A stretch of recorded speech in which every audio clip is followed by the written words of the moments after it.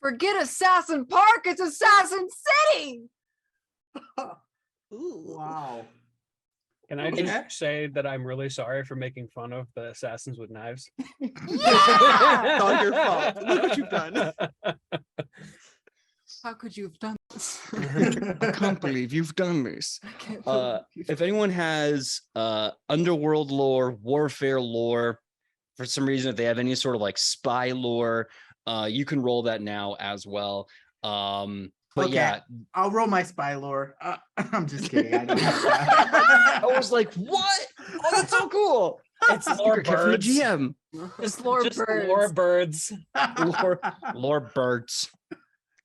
You roll lore birds, you get a critical. Birds are fake. They're all drones sent by the New Jack City government That's to what I'm spy on saying. you. Lore spy. It's the same thing as lore birds. Wow. Wow, PJ. Wow. I've been on TikTok too long. So, and does anyone have warfare lore, underworld, anything like that? Wait, does warfare lore sounds like something Ichi might have? Is that something? Or morale. Actually? I think she had something else. I think she had gladiatorial lore. Okay. That sounds so badass. I'm not even gonna lie. Pretty cool. Does Morel have warfare? Are you not entertained? No. Oh, right. I have to start building rapport with the audience. Then let me entertain you. Morel does have work for lore. That was just Bane. Let me entertain you. Yes. Yeah. Wait, I did you wonder what say- would break first. Did you say yes or no to Morel and warfare lore? Apologies. He does. Can Morel roll for warfare lore? Sure, if no one else has Utilize it. our NPCs more. I need to get it. They're there for That's- role play and help. Until I was going to kill say them. sarcastic commentary, but yes. That is true. Also true. You know, role play. Okay. Okay. Oh, I didn't update his character sheet, but okay. That's yep, that's gonna work. So as Morel looks at all the dots, he looks to all and he goes, "Oh no, that's what he meant. You heard him talk about the sleepers and upping the time clock. They probably have agents all over the world in different cities and different locales, blending into societies, just being normal people until they're activated. So that anytime someone has to do a job, they activate a reckoner and they make the revenge happen for them. So this city is probably just teeming with sleeper agents and the time clock. Well, back during when we were doing war with all those things my father put us through, we would chart how well we were doing in different global affairs by a time clock. The closer it got to 12, that meant the closer we were to completion of our task. So they're going to be working harder. They're probably going to either get sloppy or desperate. And there's a load of them. So, and Dragon looks to Chianibus. You know what this means, right? This means that we can go to, our friend in the bureau and be like, hey, we also cleaned up 40 spies for you. That we're stacking that on top of the bounty. Double the price. Wait, but More wait. than that. Yeah. What? No. No? I'm gonna say no right now. Why? The last one guy almost took out one of us. How would almost, we want to fight? almost. We weren't all together. That fight started and we were like halfway across the park. I mean, when we're all together, What if 40 5 of them, nothing. come? No. Then I'll fireball them in the face and say, screw the laws. Say assassins still like working together because they gotta split the money after. Exactly. It's like a one and done. Like So, So yeah. I look to Alona and I go, "Do you know if that's how assassins work?" On it. Can I roll? Also, you're a bear. No. Can I roll to I think see he if was that's how- transforming, and then he sees how many are active in the city. He goes, "No, I don't need to get on their radar." Oh man. Can I roll an occultism check to see if that's what spies do? Oh, occultism, no. What kind of check can I roll? I've read many a Considering- book. You have read you have read many of books I'm gonna say society check with a very hard DC for your level. So you have to be the 28. Ooh! I don't think I can. Also, did we hear I any can't do gunshots that. or screaming? What? No. You barely heard the gunshots. Out of character, they used a suppressor on the weapon. You basically only heard the sound of the charge, which is still pretty damn loud. But considering this city has a 25-mile war zone outside 24/7, errant gunshots aren't exactly strange for them. Yeah. Oh, I was saying, did we hear gunshots of them trying to shoot at the bear that just appeared out of nowhere? Oh no, Oh. definitely not. My apologies. Okay. Yeah. I don't think we know where to like appear in front of because and correct me if I'm wrong.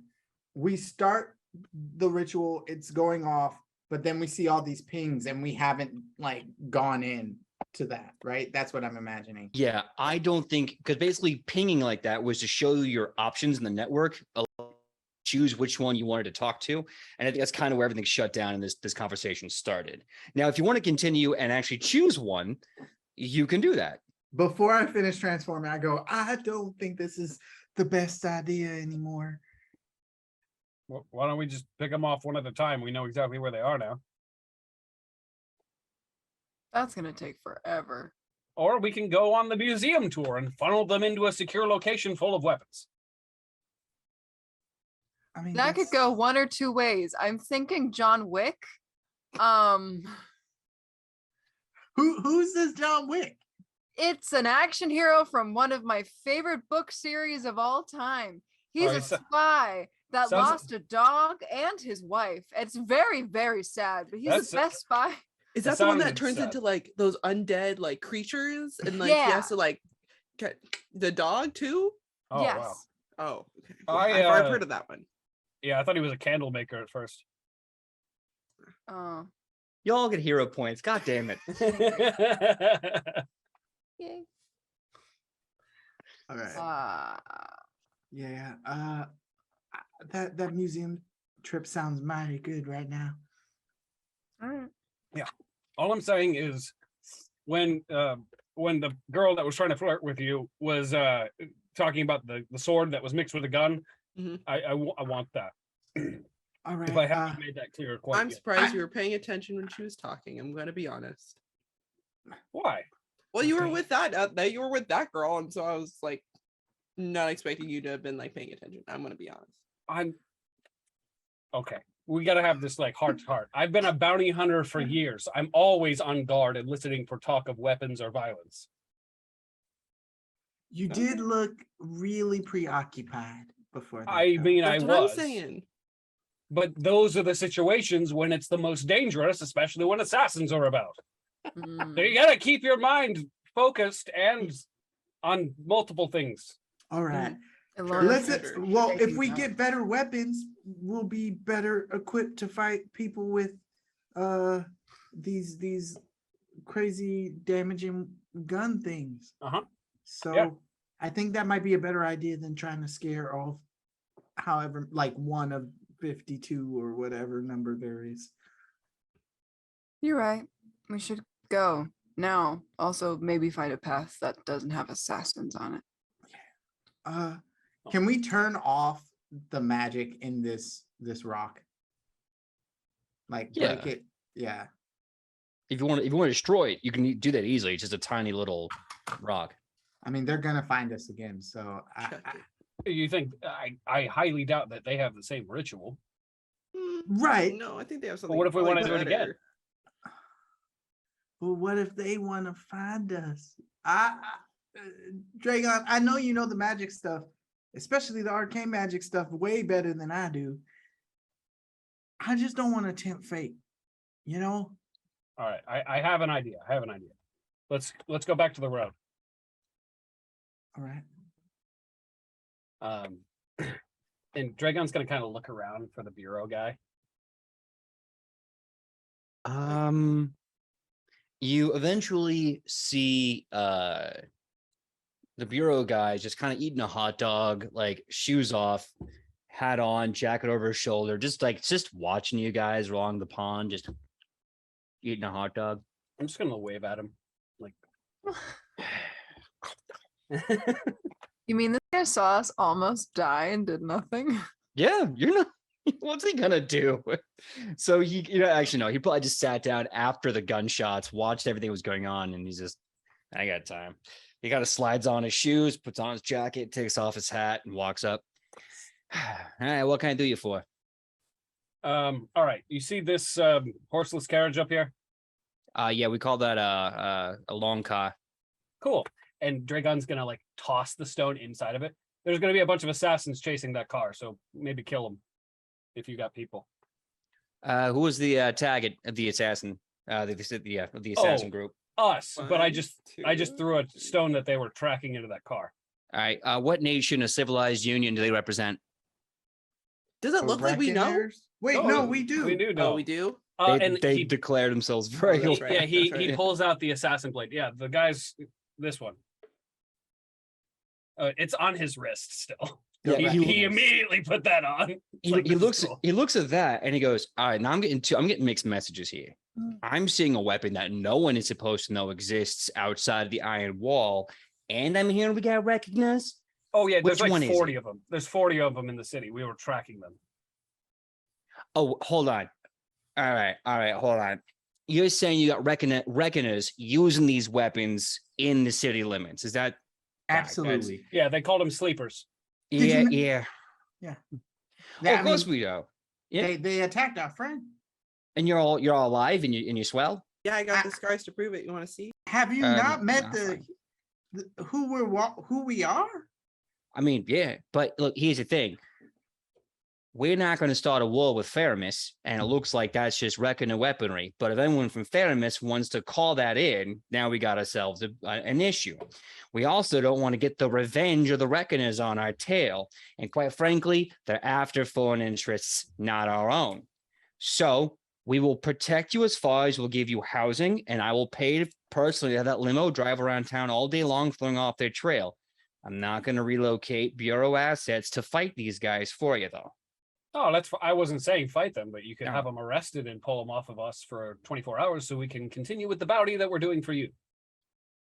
I mean, otherwise we won't be able to complete our mission. We're trying to help you. Help us help you. All right, big time here. You're giving me a great big ask, so I need a group diplomacy check. DC to beat. Let's see, 1, 2, 3, 4. Oh. DC to meet or beat is 100. Everyone roll diplomacies. We'll tally them all together. We'll see what we Oh get. my God. Can Morel and Tobias roll? Kylie! Oh, I Nat don't know. 20. my freaking God! 20. Okay, Okay. Which makes what's it a 34. 34? That's what I love to see. Okay, 34. Well, Okay. that made it for me because I got a 16. I got a Ooh. 22. 22. Okay.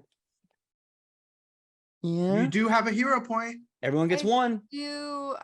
I'm bad at math. What's the number? I'll help you. I rolled a 12 on the die phase, but my diplomacy is also 12, so it's a 24. Yeah. Okay, 24. Is that enough? I can roll again. Well, we each of us have to roll. Oh, it's 25 or higher, isn't it? Yeah, and the Yeah. 34 Morale did some Tobias good roll? legwork. for Okay, you. wait. I'm going to use my hero point. Okay. I'll say right now, as the number stands, you have a 96. No! All Now, right. you can still use hero points. I'll Obviously, the use- 34 is clutch. I'm so going to go. use my hero point to re-roll my 9 and hope that I get higher than that. Oh my god, yeah. 28. No. Yes. 28. What was your original, Randy? What was before the 28? 12. No, it was a 22. Okay, so cool. So you made it. And out of curiosity, what was yours? Wes, did you roll again or not? I did. Was but it worse? It was way worse. Oh. It was a 4. So now I have a total of 11 instead of 16.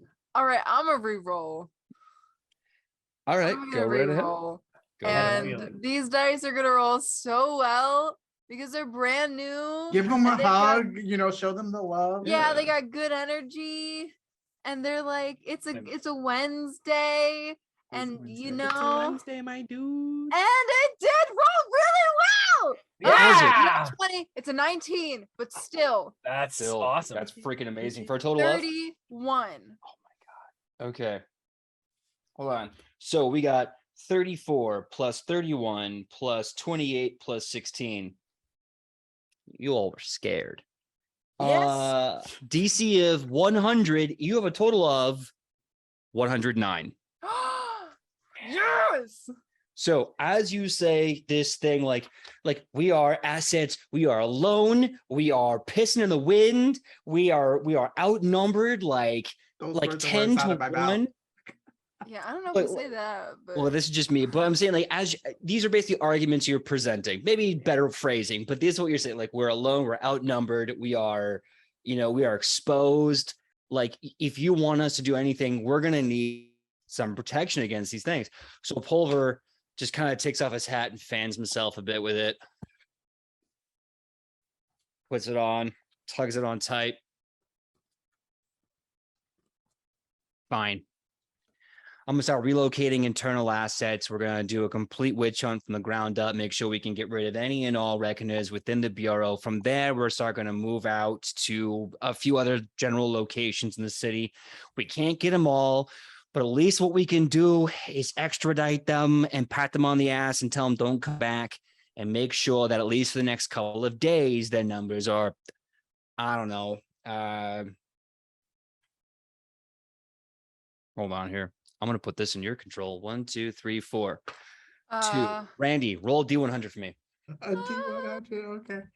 Oh, let's see. All right. Wait, no, that's not the one I want. I want that one. 68. so close. Okay. It was so close. Yeah. So Pulver does some quick mental math and starts considering the resources in the Bureau and his specific agency, both internal affairs and, of course, external interests. And he says within an entire day, he can guarantee 68% of the Reckoners out of the city. Now, this will still leave approximately 32 still in the city, 32%, but 32% of 50 is a lot less scary. Yeah. That's only 16 people left. Do you have a map on you by chance? She's gonna ask to Agent Pulver. No, but I can get you a map. You need a map of the city? Yeah, well, I mean, I was going to just mark where they all are, and then you can just kind of find out from there. Unless there's a way for you to already know where they are. Why don't you let us handle that? I think at this point in time, we need to make sure that we can go off in separate directions and not further implicate each other. That's fair. That's fair. All right. I guess we act like it's business as usual and head to the museum. Right? Stokes Enterprises. Yep. All right.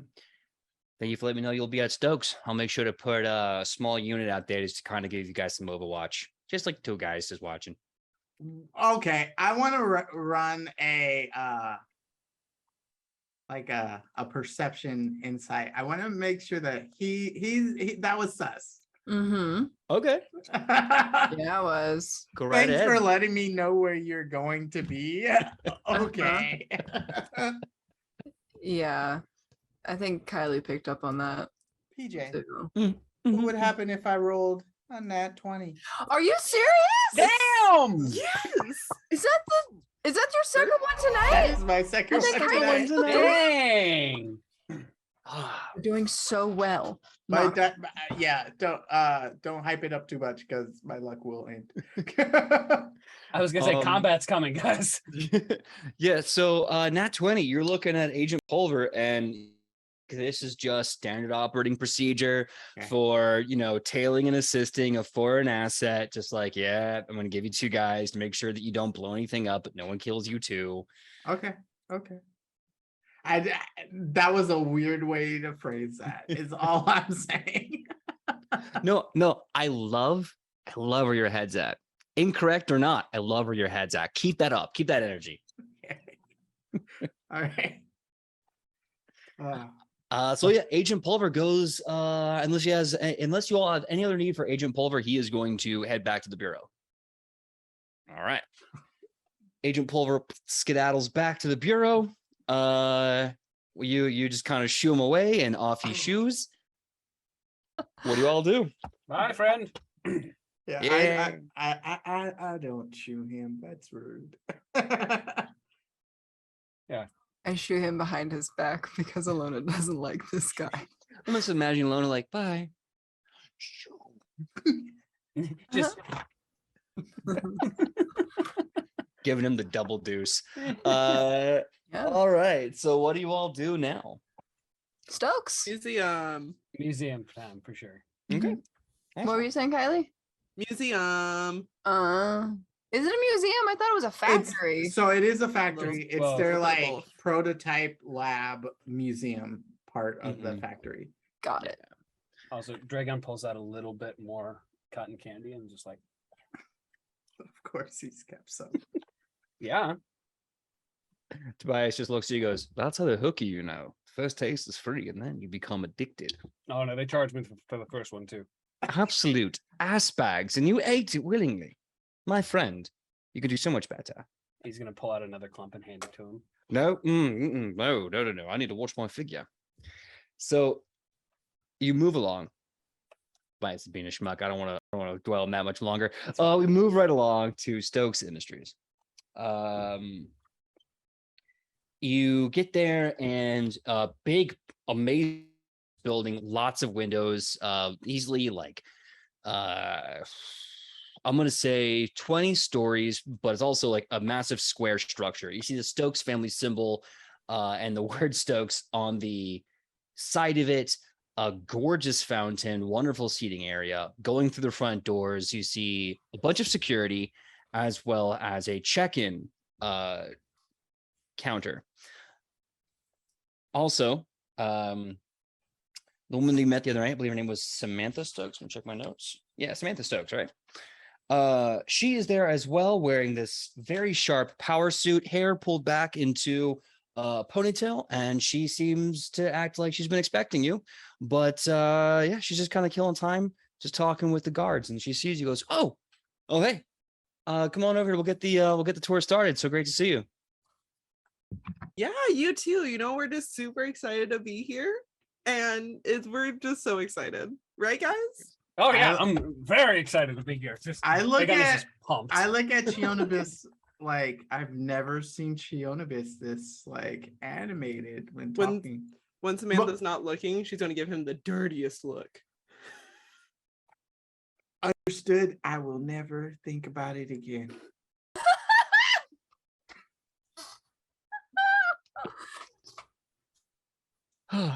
So Samantha just kind of says, "All right, I had these specially made for you." They hand you these amulets with these very interesting flat cards, kind of similar to the card that the elven head of the board of Emerick gave you.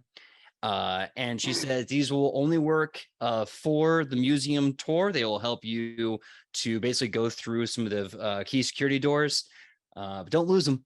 Because I can only make one, and then we have to get rid of them. But yeah, come and follow me right this way. They've got gym cards. I feel fancy. I put it on the little scanner.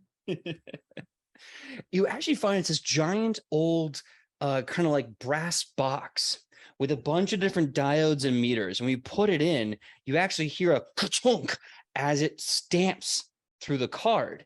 And then there's a bit of a second of reading, and then there's this green light that pops up, basically saying, yeah, the card reads out, you're good. You all do that, and she starts walking you down this corridor away from the main lobby. You start seeing massive pictographs, black and white, of planes with night witches kind of standing by them. You see guns being loaded in. You're seeing the very first Stokes who was here at the founding of New Jack City after the big rebellion against Isix and the god of magic or the deity of magic. You're seeing the first ever bullets ever made in here at Stokes, and you're seeing a bunch of weapons, but you're also seeing a bunch of like agricultural devices. You're seeing home appliances. You're seeing all forms of technology made with these massive Tesla coils and pumping engines and big rotaries and gears. And then finally, she leads you to the door and she goes, okay, so we're going to take you to the first part of the R&D. I'm really proud of this. Any questions before we go in? Anything you've seen or anything you want to know before we go inside? Oh, I just want to know about those contraptions there. And he points at the agricultural ones. What are those doing? She gets excited. That's actually my favorite part. Like, everyone loves Stokes for our weapons, and that's great. We make great, but no one really appreciates all the things we do to actually help our planet. We have these devices that can help farmers with irrigation. We can help with aqueducts. We can help with so much production and farming utility and recycling. We sell a lot of units, but the problem is no one wants that. They kind of just want the weapons for war. Oh, Well, war advances technology and civilization as well, unfortunately. And technology advances war, and eventually you're going to get to a point where you're advancing the wrong part of society. That's why I like to specialize in the wing that focuses more on creative, progressive, and more forward-thinking agricultural advancements. if that's the case, what kind of charitable works is your company doing? Because there's a whole lot of places out there that may not be able to necessarily pay for something quite so extravagant, but that could really benefit from it. And then maybe they would be able to provide some kind of help back. She turns her entire body to you. Like, Shionibus is not even like on like a thought right now. She turns to you, 100% looks right in the eyes, and she goes, like, where? Like Brack. That's where I come from. They're having a lot of issues taking care of the land. The mud makes it hard to grow things there. And right now they don't have a lot of money, but in the past they were able to grow so much. And maybe some kind of machines like this might be of some kind of help. You know, I've been really pushing Grandpa to mobilize our market across the continental drifts. Like, get out there with Northern Acadia, Alphon Prime to help. Maybe if we could get past the barrier, get to Tizuku and Nubia and share our technology with them or something, you know? Maybe even Shin. Maybe what we just need is to have an example of what we can do besides blow things up. It's also great for public relations as well. Right, because if people start seeing the kind of work that these machines can do, that'll create an industry all by itself. She starts to pull back a bit, and you kind of hear her muttering to herself, I don't know, that's millions and millions of gold of product being given away for free for PR. I don't know if we can afford that. Let me present it to you in a different way.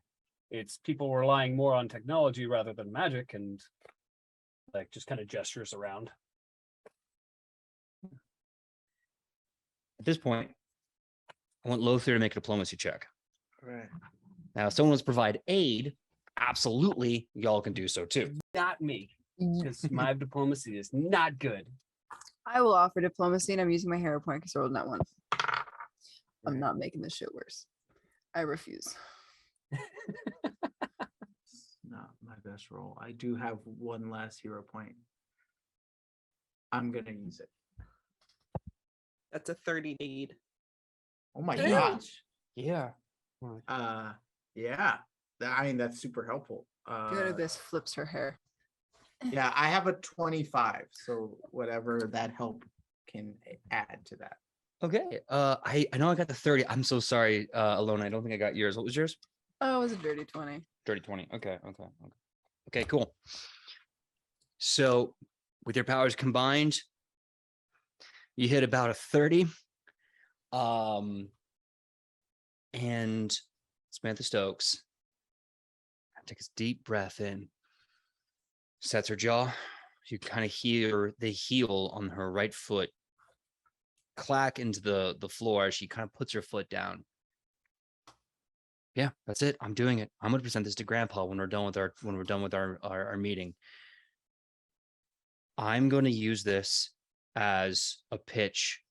We can help Brack, save Brack, maybe, or maybe not save him, but at least we can give you materials. And if the world can see what we can do together, then they'll know that there's more technology has to offer than just death machines and bullets. And maybe we can help save Brack, or just help push Brack in the direction it needs to do the rest itself. I don't know. You know, that overeager, like, handshake, like, thank you very much kind of thing. Like, Lothier words cannot form as quickly as he wants them to. He is so just even the idea, the thought of someone trying to help is so, it makes him so happy in that moment. He just says, I'm so thankful for the day that we met you. I didn't know what to expect coming into the Stokes industry, but I will say you sure done made a big believer out of me. Samantha starts to cry, not dabbing the tears, not hiding it, just a nice solid cry. She shakes your hand and she says, that's what my family believes for. It's what my family stands for. And me too. I'm just glad that I get to do that today, that we could, God, we make so many bullets a day. It's so good to know we're doing something nice. Okay. I'm going to have my assistant work on the pitch, and let's go into this museum. Let's go into the R&D floor, everyone. All right, absolutely. And yeah, if you're ever looking to sell things to Svekar, I'm going to go ahead and say that they're probably going to be interested in the other side of things. And she kind of chuckles as she opens the door, finally being brought back to reality. You know, she's like, or not being reality, but like being grounded in the moment. She's like, right, I'm sure they would be. But that, you know, hey, that's what we do. We build a lot of things. And let me show you some of those things. She opens the door, the consummate professional. You see a wondrous display of living, thriving technology. You see massive arms made out of gird iron steels with massive tubes just pumping and churning with a liquid, and gears like roaring as this massive humanist arm made of just steel grabs something and pulls what could easily be 12 tons across the floor with ease. It's loud, it's noisy. And the first thing she does when you enter is she gives you eye protection and head protection. And you see a sign that says it's been 3,117 days since our last injury on site. Oh no. I mean, that's a lot of days though. We just walked in the building. Yeah. Yeah, Dragon's gonna see that and go, well. I mean, and I look back as we're continuing to walk, I go, or we just all stick to the group and we don't go down any dark tunnels that say, hey, come over here and check me out. And he looks at Dragon the most when saying that. And Dragon's just like eyebrows twitching just a little bit. I won't do that at all. Oh, yeah, but no encouraging either. Now this is when Alona looks at Shiona. Don't look everywhere else but Alona.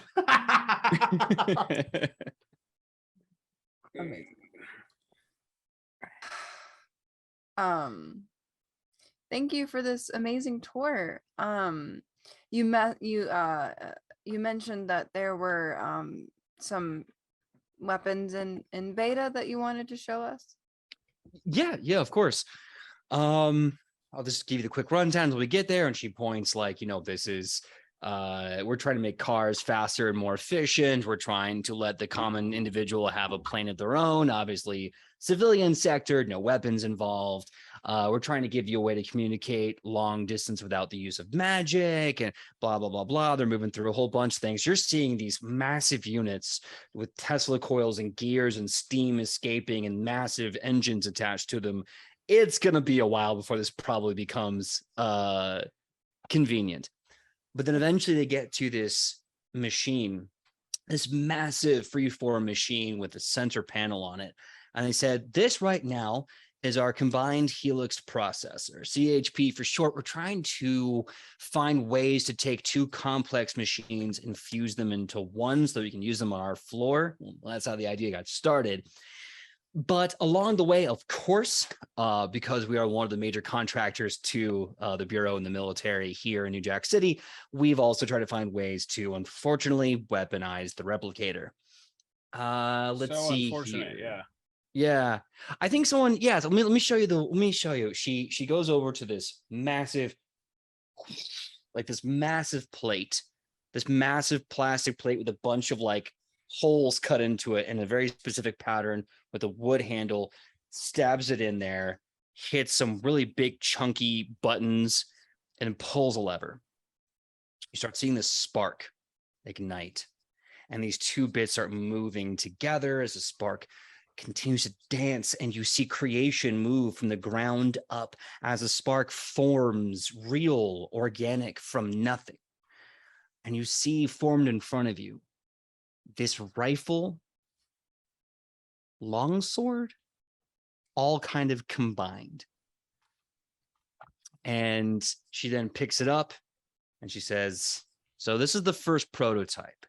We're still getting out the, we're still trying to coax the gremlins out of the machine, if you will. But right now,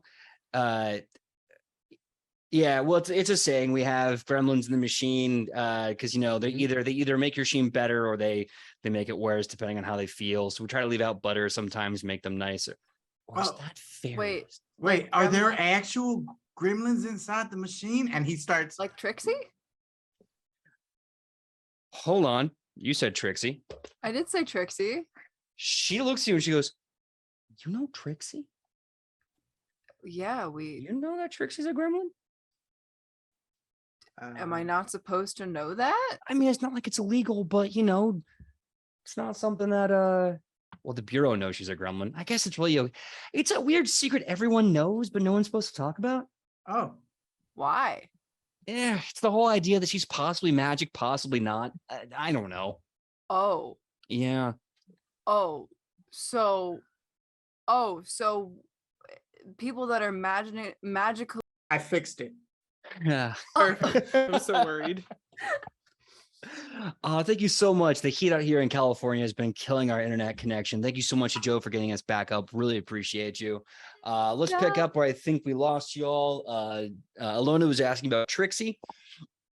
The bottom line of that conversation was that Trixie, because people don't know if she's magical or not because of her technological acumen, she's kind of the secret that everyone in New Jack City keeps. And if everyone's keeping a secret, maybe it's not a secret anyway. But that's kind of think where that conversation landed. I might be under complicating, oversimplifying that. But anyway, undercomplicating, oversimplifying. Complicating. Look, words, they're just journeys on a map of communication. Eventually we get to the X marks the spot of what we're trying to say. Overcomplicating. Exactly. Now I want to watch the Goonies. All right. So, Alona, you were saying about Trixie, and then we got that little lore dump, and so then, I guess the question we had was, does that mean everyone in town who may have some magical origin is being watched? Yeah, for the most part. They mostly just have government services making sure that they're okay. We one time had one person turned out they were a sorcerer. They didn't know they were a sorcerer. They blew up a chunk of the city square. everyone was fine. No one was damaged, but the Bureau stepped in and made sure that they were taken care of, not killed. They were put through proper therapy and making sure they weren't going to do, giant explosions anymore. But they were put through, what does that entail? I think everything's on the up and up. I don't know. It's hard to say. But for the most part, they were just given mental health services and training on not to cast magic. Don't trust it. I mean, you can check in with That's them. inside my brain. I didn't say that out loud. Got it.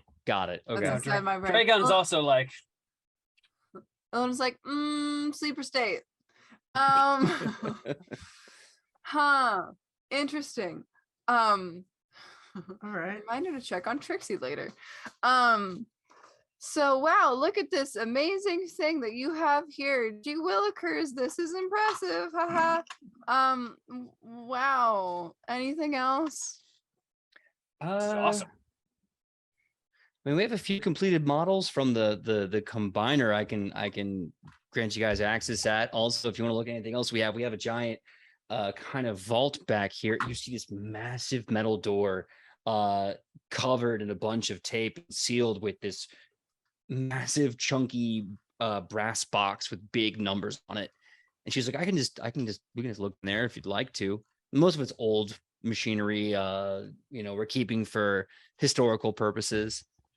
I look at Dragon, who is like just nodding furiously and really happy. And I give him that look that Patrick Stewart gives to Ian McKellen, like when he's just like back in the back, like watching him, like, yeah. Dragon's very excited about all this. He's like holding this like rifle sword in his hands, like, yeah, this is very, very cool. I don't know what a firing pin is, but I want one of those too. She's about to do a whole info dump in Techno Gush, but she's like, I'll save that for later. I'll just show you the goods. And she punches in this code, pulls this lever, and this loud alarm goes at the door, starts to slide open. She says, don't worry about it. That's just, we got to let everyone know that the vault's opening. We have weapons in there that are pretty dangerous, so they're not supposed to get out in certain people's hands. Dragon sets the like fake version down and it's just like. So you see this Indiana Jones-esque style massive row of shelves and boxes and old machinery covered in dust in this massive vault. And she says, go ahead, have a look. Almost all of it's been decommissioned or it's sold. It won't work anyway. What does that mean? Decommission the invention? Yeah. So some of this we used to be using actively. Either it's machinery or it's R&D, and it served its purpose. So we went the next step up, and we basically retired it and put it in here. Wait, I look at Dragon and I go, all right. So these aren't being used, but they sometimes work, and maybe something that someone who would really like one might be able to have. She gives you a look, a few nods. Give me a diplomacy check. You better like me, Dragon. That's a 30. Dragon already loves Lothian. Shit. Dragon already loves Lothian. This is just adding on to the pile. So she goes, okay. I think I have played the tour guide long enough. I think I know what we all want to see. Stay right here.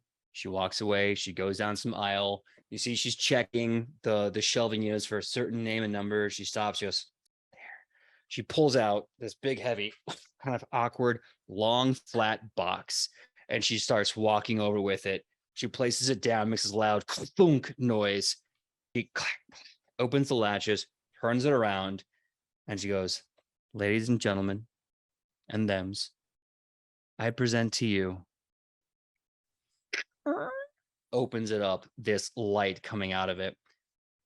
We like to call it. Oh God, I don't have a word for this right now. Shit, make one up, PJ. We like to call it the new Jack Equalizer. And she opens up the lid. You see.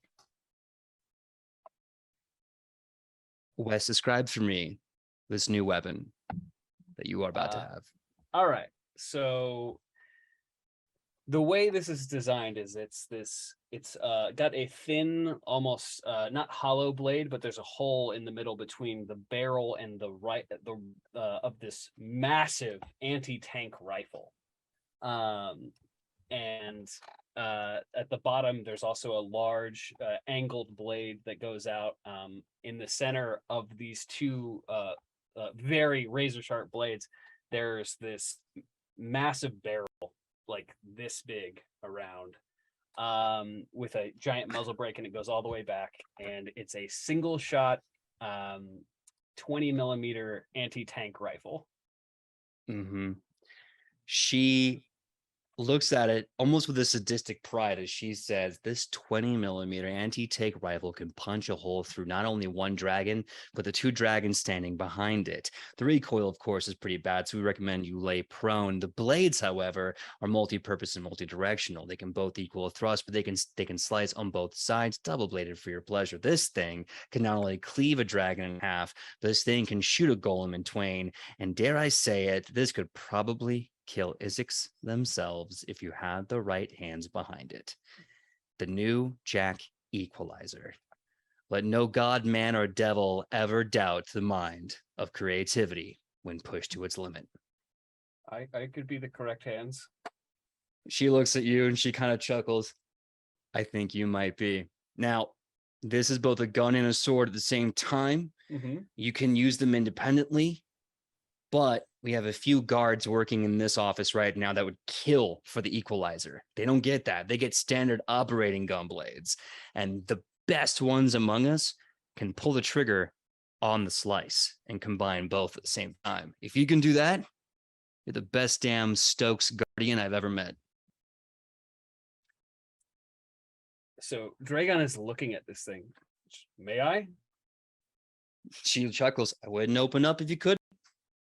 So he's gonna like lift this thing up, and you just see this big beaming smile as he's holding this sword, and then he like flips it to the gun version and like looks to the side and remembers the rifle that he used in the trenches and like opens the action and like looks inside. This is awesome. Is there somewhere I could try it out? And he tried really hard not to say play with. Mm-hmm. She respects that you're treating it as a weapon, but a weapon of awe. And she says, we have a firing range and we have a melee range as well. I can take you to that in a little bit. But I also need to go to the inventory and mark this as missing. So you have a good time. Do you want to keep the box or should I put it back on the shelf? Do you want to keep it? I can take the box. Yeah. Okay. It's to be protected. Very much. He's Okay. Like, he's treating it like a newborn baby, pretty much. This is great, and I'm very happy for Dragon. But I would like to roll a perception check on her. Go right ahead. Definitely. Dragon perceives nothing. Absolutely nothing at this moment. I'm so happy for you. I don't perceive either. I don't perceive anything either. No, I lied. I perceive things. That's a 25. To perceive what exactly? Why is she giving us a weapon when she has no idea who the fuck we are? Okay. So you get the idea that this weapon has been sitting here collecting dust, doing nothing since the fabricator has started to become mainline in production, since it's become big in research. This thing would just sit here and collect dust until probably nothing would work, nothing would fit. And even if they started making thousands and millions of these weapons of this machine, this would still be here doing nothing. Mm-hmm. She's probably like, these are cool people. You know, this mud druid over here and I are going to be working together to hopefully get some free equipment up to Brack. The self is pretty cute, but I'm really getting the vibe that I'm not her type, and that's fine. But at least this guy and I, we have this bond over weapons. And as time passes, this might be the best use of my day. So this heiress of this billionaire style company in this tech obsessed city is just like, oh, these 5 strangers wandered into town. I met them at a bar. Give them a weapon of mass destruction. Let's see what happens. I mean, it makes great advertising. Exactly. And honestly, to let us into this company, she probably has assets in the bureau that told her everything about each of us. Or not. Who knows? Yeah, I don't want to think about that part. Where my brain goes, I'm like, look, yeah, like 100%. She knows probably everything about each of us already. What were you saying, Kelly? I'm so sorry. I think I missed it. Oh, I agree with Wes. Like, I feel like we've definitely had eyes on us since 100%. They didn't even take our weapons. We're the eclectic group, guys. Yeah, we're standing with the heiress of this whole company, and they didn't take our weapons away. That's fair. We looked over your file twice, Shonibus. Ooh.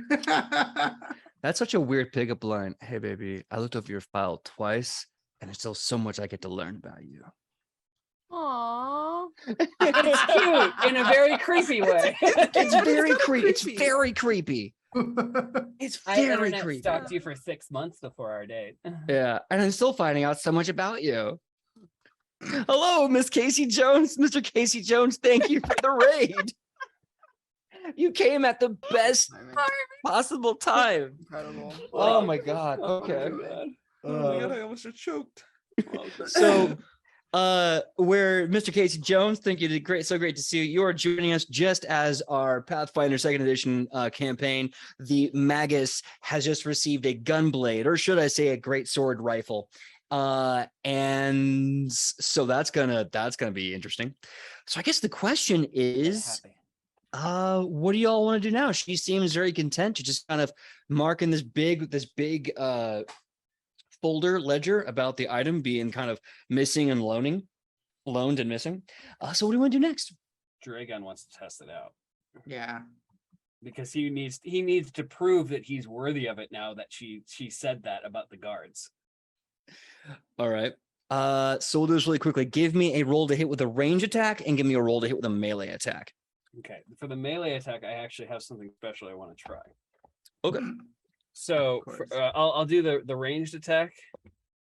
Okay, that's a 33 to hit. Jesus.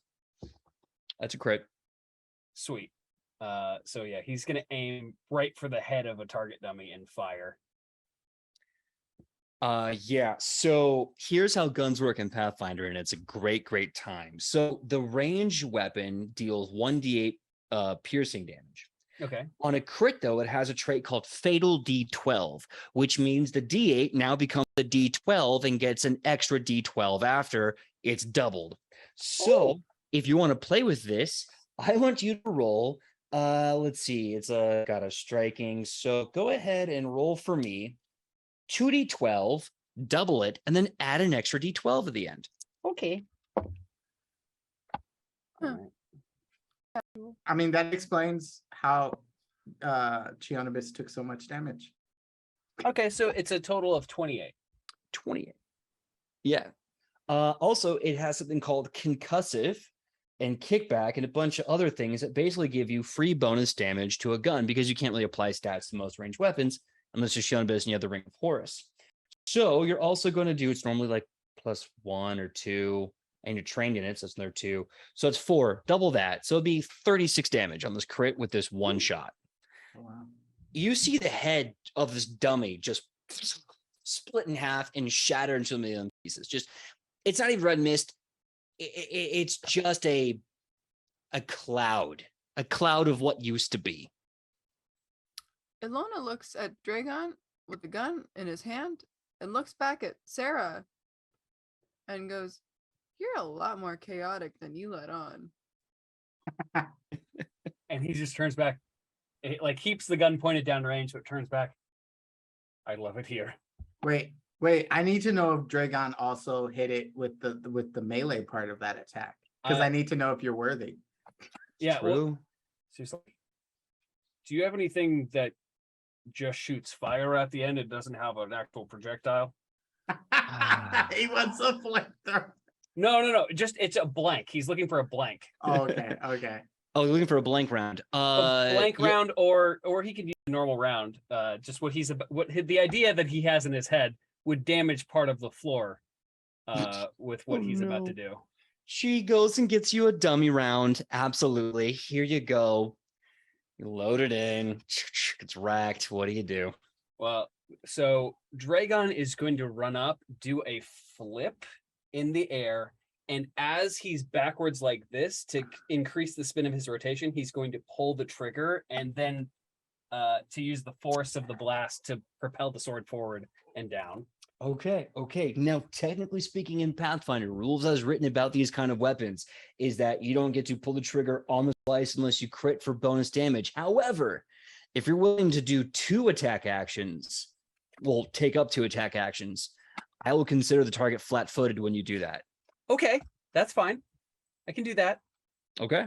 So that means you're going to roll, and the target is going to be at a -2 for DCs or AC. So go ahead and roll to hit.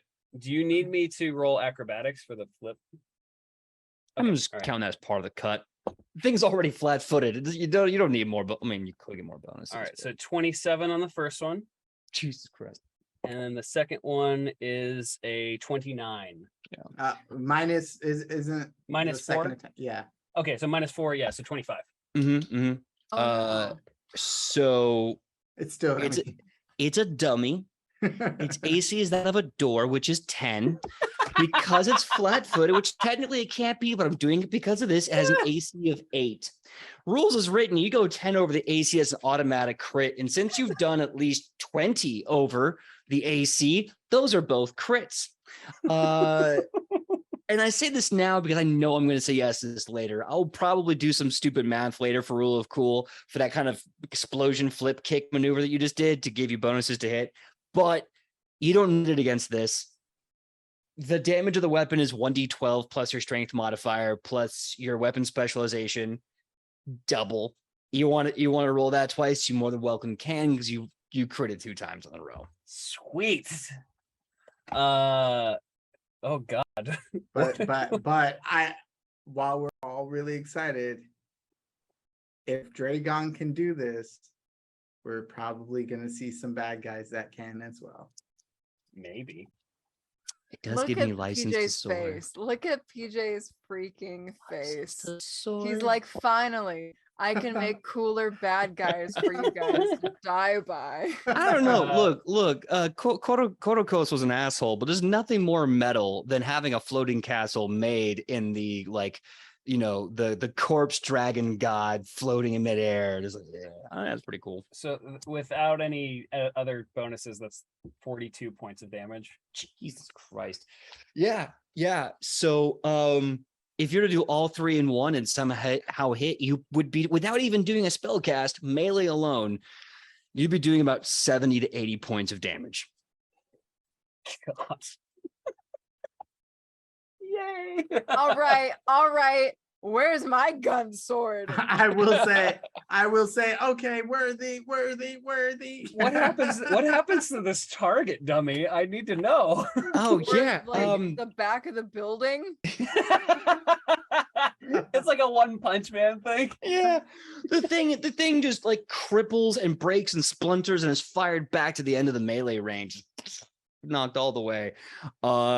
She kind of smiles and she goes, "You're definitely a Stokes Guardian. There's a bit more finesse on pulling on the draw, but you know what? I can't complain with results. You completely destroyed that non-moving target. Absolutely." I'm good at that. Yes. I want to see her do it. It sounds like she's been practicing with this thing for a long time. That's true. She looks like, you want to see a Stokes in action? Okay. Yeah. And he's just gonna he's about to toss it and then realizes that there's 2 sharp blades on it and just I'm just gonna hand it. So she walks over to the range. There is a big, first of all, the range itself is kind of like this metal container within a giant metal container. She goes to one of the walls, giant keypad, punches in a special code. The door just, this big roll cage just rolls up. She pulls out what looks like long rapier with a long barrel revolver at the end of it. this gorgeous weapon. She strikes this fancy fighting pose. You've probably seen the footwork and the handwork from one of the amazing fighters from either Shin, the Jewelers of Acadia, or maybe even one of the great sword fighters of Tezuka. It's very similar. And she dive face rolled a 19. So with her bonus, you see her just whack, whack, whack, whack, whack, this quick maneuver. And then she kind of twirls the rapier around, blows down the long barrel, and you see this giant S in basically like gunfire just blazing on one of the statues behind her. And she goes, I've been practicing. Okay. So like all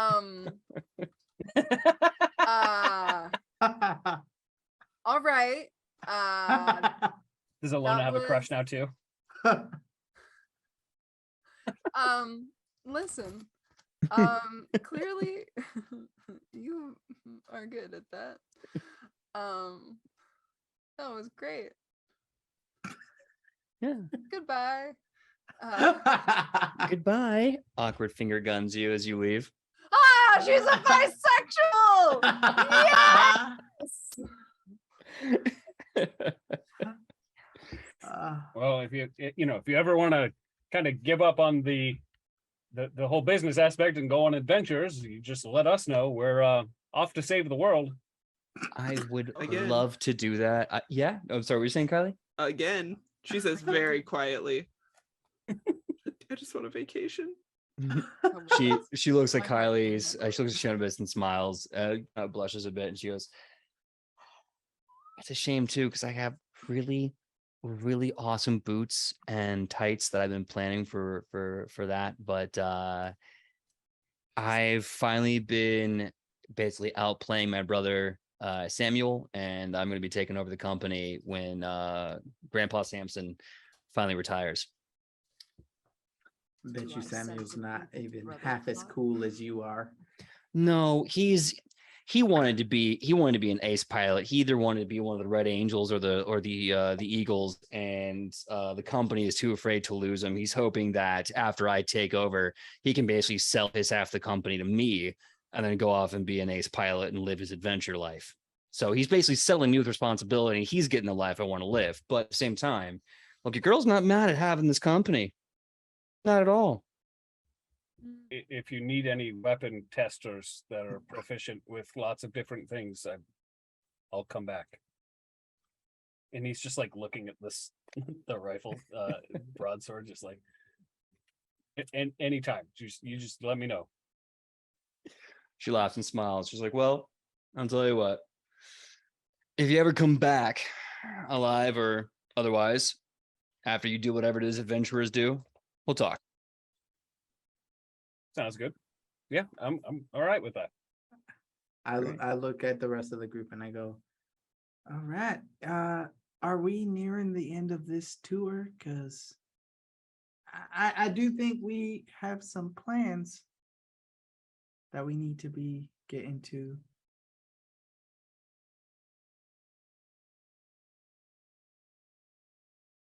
Everyone's looking at these faces. I go, Miss Stokes, I'd like to say on behalf of the entire party here, we are so honored to have met your acquaintance. And I look forward to working with you again in the future. But I think we ought to be heading out soon. Absolutely. I'm going to get I'm going to work with my assistant. We're going to get that paperwork up to my grandfather, and we're going to go ahead on the Brack deal. Is there any way I can contact you to just kind of let you know? Do you have like a some sort of sending stone or any way I can contact you? I definitely do not. Oh, Dragon's gonna step forward. If you put water on dirt, then he can call you. I need to know that she's done that. She chuckles too, and she says, "I'll tell you what, Grandpa has a meeting once a week. Why don't whenever you want to message me, Next week, I'll let you know. I'll let you know the details and the updates. All right, will do. Thank Great. you. And then I look to the group. So now that Dragon is a terrifying monster with this new toy, I think it's time for Operation Stakeout. And he's just like cradling the gun blade in his arms, just like, guys, look. It's like it almost is like he got a new puppy. Just like, yay! I forgot to ask about ammo. Hold on. That's true. Just real quick about the ammunition for this interruption. Is there like a technical specification so I can make my own, or should I just like? Yeah. She looks at it really fast. Opens the action. Looks into like the rifling in the chamber. Yeah, let me get you those really notes. She comes back and she gives you notes, and she goes, "These are the basic specs of most cartridges and rounds. From there, do whatever you want. Just obviously be aware, too much energy in the piping, you might break the rifling, and the whole thing goes to shit. But these are the basic specs for things. I trust you to have the knowledge of how to do that." And then she gives you this very serious look. You do have the knowledge on how to do that, right? Wattage, poundage, the whole bit. We'll just say I'm new. I don't have the time. That's fine. I don't have the textbooks. Find an alchemist, and may science have mercy on your soul. I will say, PJ, did you just give Wes the power to make his own bullets? Yes, I did. Now, if you want to start doing the crafting checks to make your own ammo, welcome to Pathfinder 2e Crunchy Edition, my friend. We can do that too. Okay. I probably should upgrade my crafting skill a little bit, because I am currently untrained. Oh no! Yeah, find an alchemist, my friend. Find them real fast. Yeah. Yeah, because I'll just buy some for now. I just imagine Dragon being like, "How much magic fireball can I put inside of the round?" Oh, he's 100% trying to think of how he infuses the ammunition with magic. 100%. Yeah. So to kind of speed things along, as we're about to go on break, but before we go on break, as you're leaving and you're getting ready to go stake out, you're sticking out which one? Emerick Industries? You definitely see a member of the Compass Rose talking to Miss Stokes, basically saying like, yeah, we're just going around investigating. We're about to hit up Emerick Industries actually for an investigation, something about something of interest. We've been kind of lollygagging because we've been getting like no help from the Bureau. So we're probably going to do it first thing tomorrow morning. But we're going to get all our assets together tonight. So tomorrow morning we can hit it in full force. And Stokes just goes, "Oh, that sounds awesome. Well, good luck on that. But these are some friends of mine I'm going to say goodbye to. Thank you so much for coming. I'm glad you enjoyed the museum. Be safe, everyone." I turn around so fast, like that. Yeah, Dragon's gonna like shake her hand vigorously, like, "Thank you so much for having us. I will write you detailed notes on the performance of this." Good, thank you. I really appreciate that. Thank you. Thank you for your time. This was so much fun. She's gonna turn to the guy from the Compass Rose and like look him up and down, and just and then go back to smiling. All right. As soon as we hit the lobby, I go, "All right. Thank you so much for such a great time." Oh my God, stop! It's. I've never seen you act like that. Yeah, it's diplomacy shit. You learn to act like what? You should see. No, did you not see the? Hey, this was so great. Do I really do that head tilt too? Yes. I might have been just. It was very skilled. I mean, if I didn't like know that like you're really good at this. Well, 1,000+ years of nation meetings will do that for you. And you have to be nice. I feel like that would actually make me worse at it. Yeah, you kind of just learn to fake it till you make it. All right. You're a prince. Hold on, you're a prince. You should know how this works. Yeah. I wasn't originally a prince. I was kind of like born into it, sort of a deal, but not in the way that most royalty are born into it. I lived a life, and then I died, and then I woke up as a prince. Also, the prince that he was like in a place that I would not want to be a prince in. I feel like that's not a normal place to be a prince. It's a little bit different. Yeah, I was stuck in a room being forced to learn spells and etiquette. It was the worst. Well, not the spell part, the etiquette part was the worst. That sounds pretty princely, actually. Maybe I'm wrong. Learn the names of like all these other royal families. It was the worst. It was terrible. And with that, we are going to go on our 5-minute break. When we come back, I guess we're going to go to Emerick Industries or not. I'm going to leave it up to the players. We'll see you in 5 minutes for our break. Thank you so much. We'll see you then. Goodbye.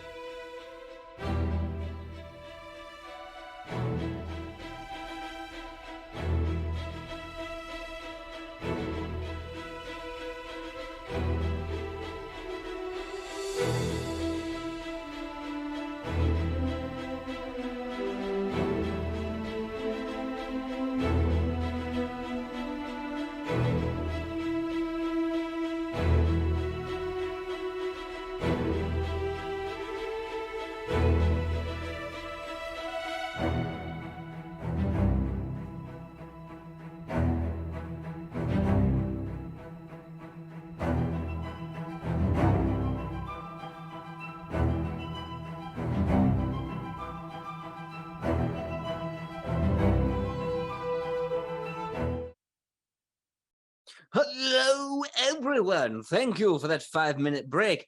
I don't know what character this voice is, but it's here now. We're stuck with it. Thank you for the 5-minute break. We have come back with the second half of episode 32. That's right. It's still going on, this horrible voice. And, Like and it's gone. Tobias? It's kind of like Tobias, but like maybe a relative. But like whinier. It's 20% more annoying. Yeah, Tobias does have like a cool air to him. This does not have any of that. It's like his Tobias if he nerdy was a baseball game announcer. Like the cousin he 1940s. has to bring to things. Because he has to. Yeah, he's like, excuse me, Tobias, can I please play bowling with your friends? Hi, everyone. This is my friend, my cousin. Be nice to him. He's allergic to everything. Oh, got it, me. Me too. I'm allergic to everything, inside and outside. But that being said, Oh my god, Reef Psyche just named him Flow Bias. flow bias. Hold on, I'm making a note. And it works out so much better because he has to use Flonase all the time. Oh, God! If we can ever get Tobias McCurry back to play Tobias, which in this campaign is we need to, I would love to. It wouldn't make any sense either way. So we're back. Having left Emerick Enterprises, knowing that the Compass Rose will be making its official investigation tomorrow morning, I believe you all said that you wanted to do a stakeout for Emerick Industries tonight. Is that correct? yeah, right now before they can get to it. Yeah, I was like, we need to go in. Screw stakeout. We just need to go in. Now, Well, this we'll probably have time to like look around. Yeah. Now, this is a fun part of Pathfinder 2e I just learned about. Welcome to infiltration mode.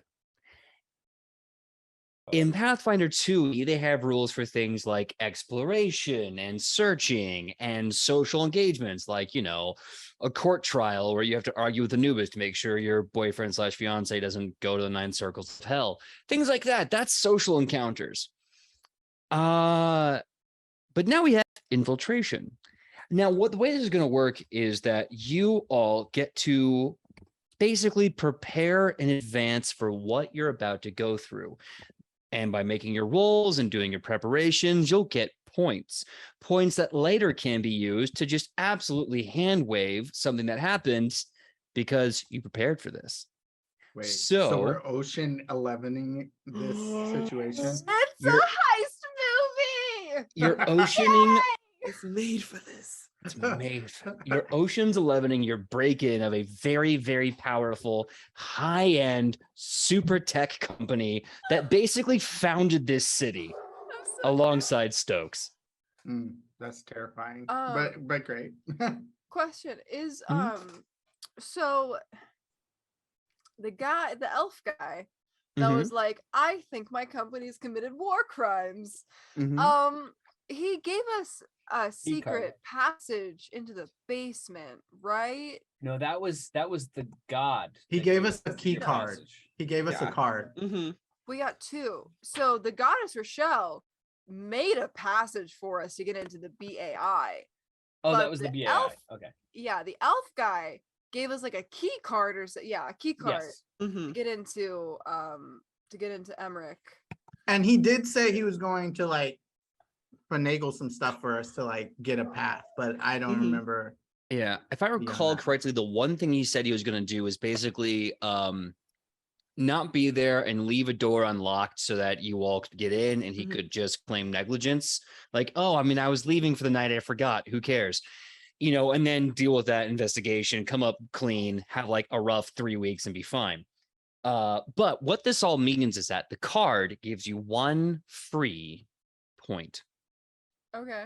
So no matter how many you have, if fail or success, you already have 1 infiltration point that you can use to hand wave one of the events in this infiltration setup. Got it. So in order to prepare to infiltrate this place, Alona's gonna pray about it. And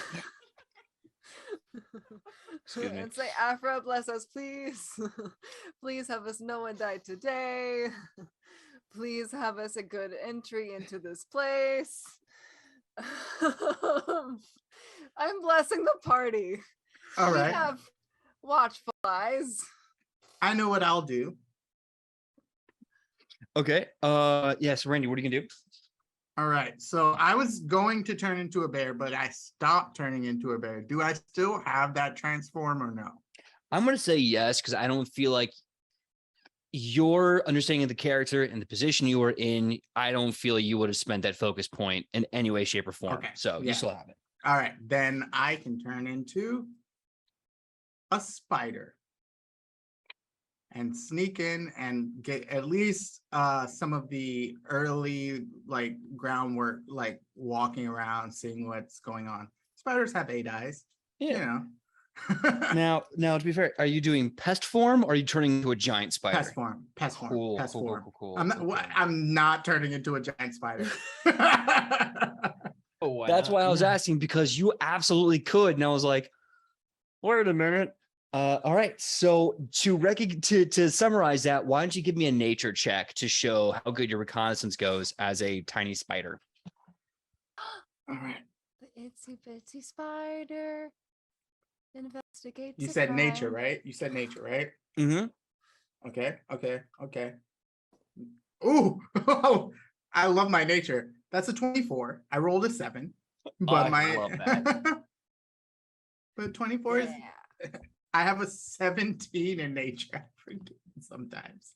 I love that for you. Genuinely, not in the sarcastic way that people use it for. So as you go about your spider reconnaissance, hold on, in sign language, it's here we go. Spider reconnaissance. You do that. You find out that there is security for the first floor up to the roof, but it doesn't go all the way to the basement. Security, you find that there are 5 sub-basements and security stops at sub-basement 2. That gives you 1 extra point. So now you have 2 points in your pool to basically hand wave certain things, like if you bought something or you just want to get past this part of security.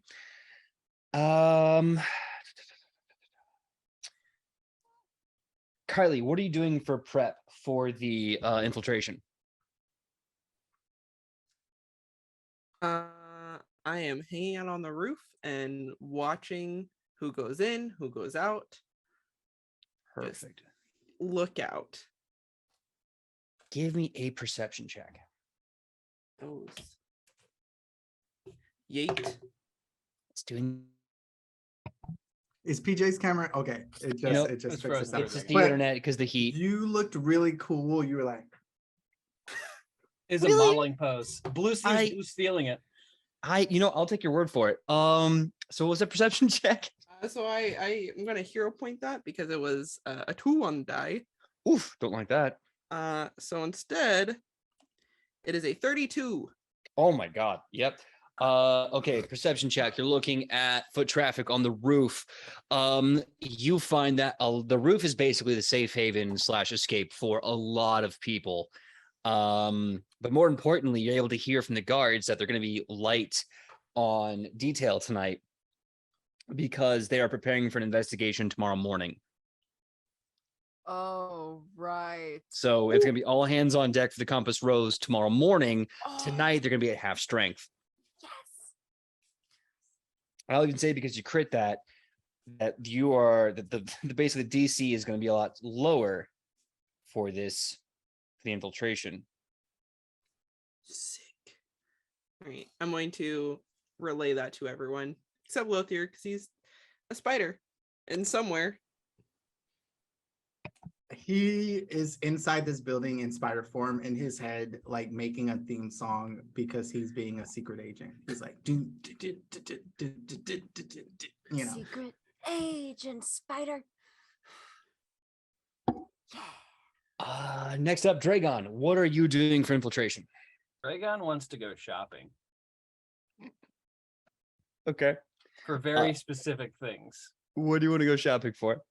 So Dragon was a bounty hunter, and not all bounties were to be taken, in the murdered state.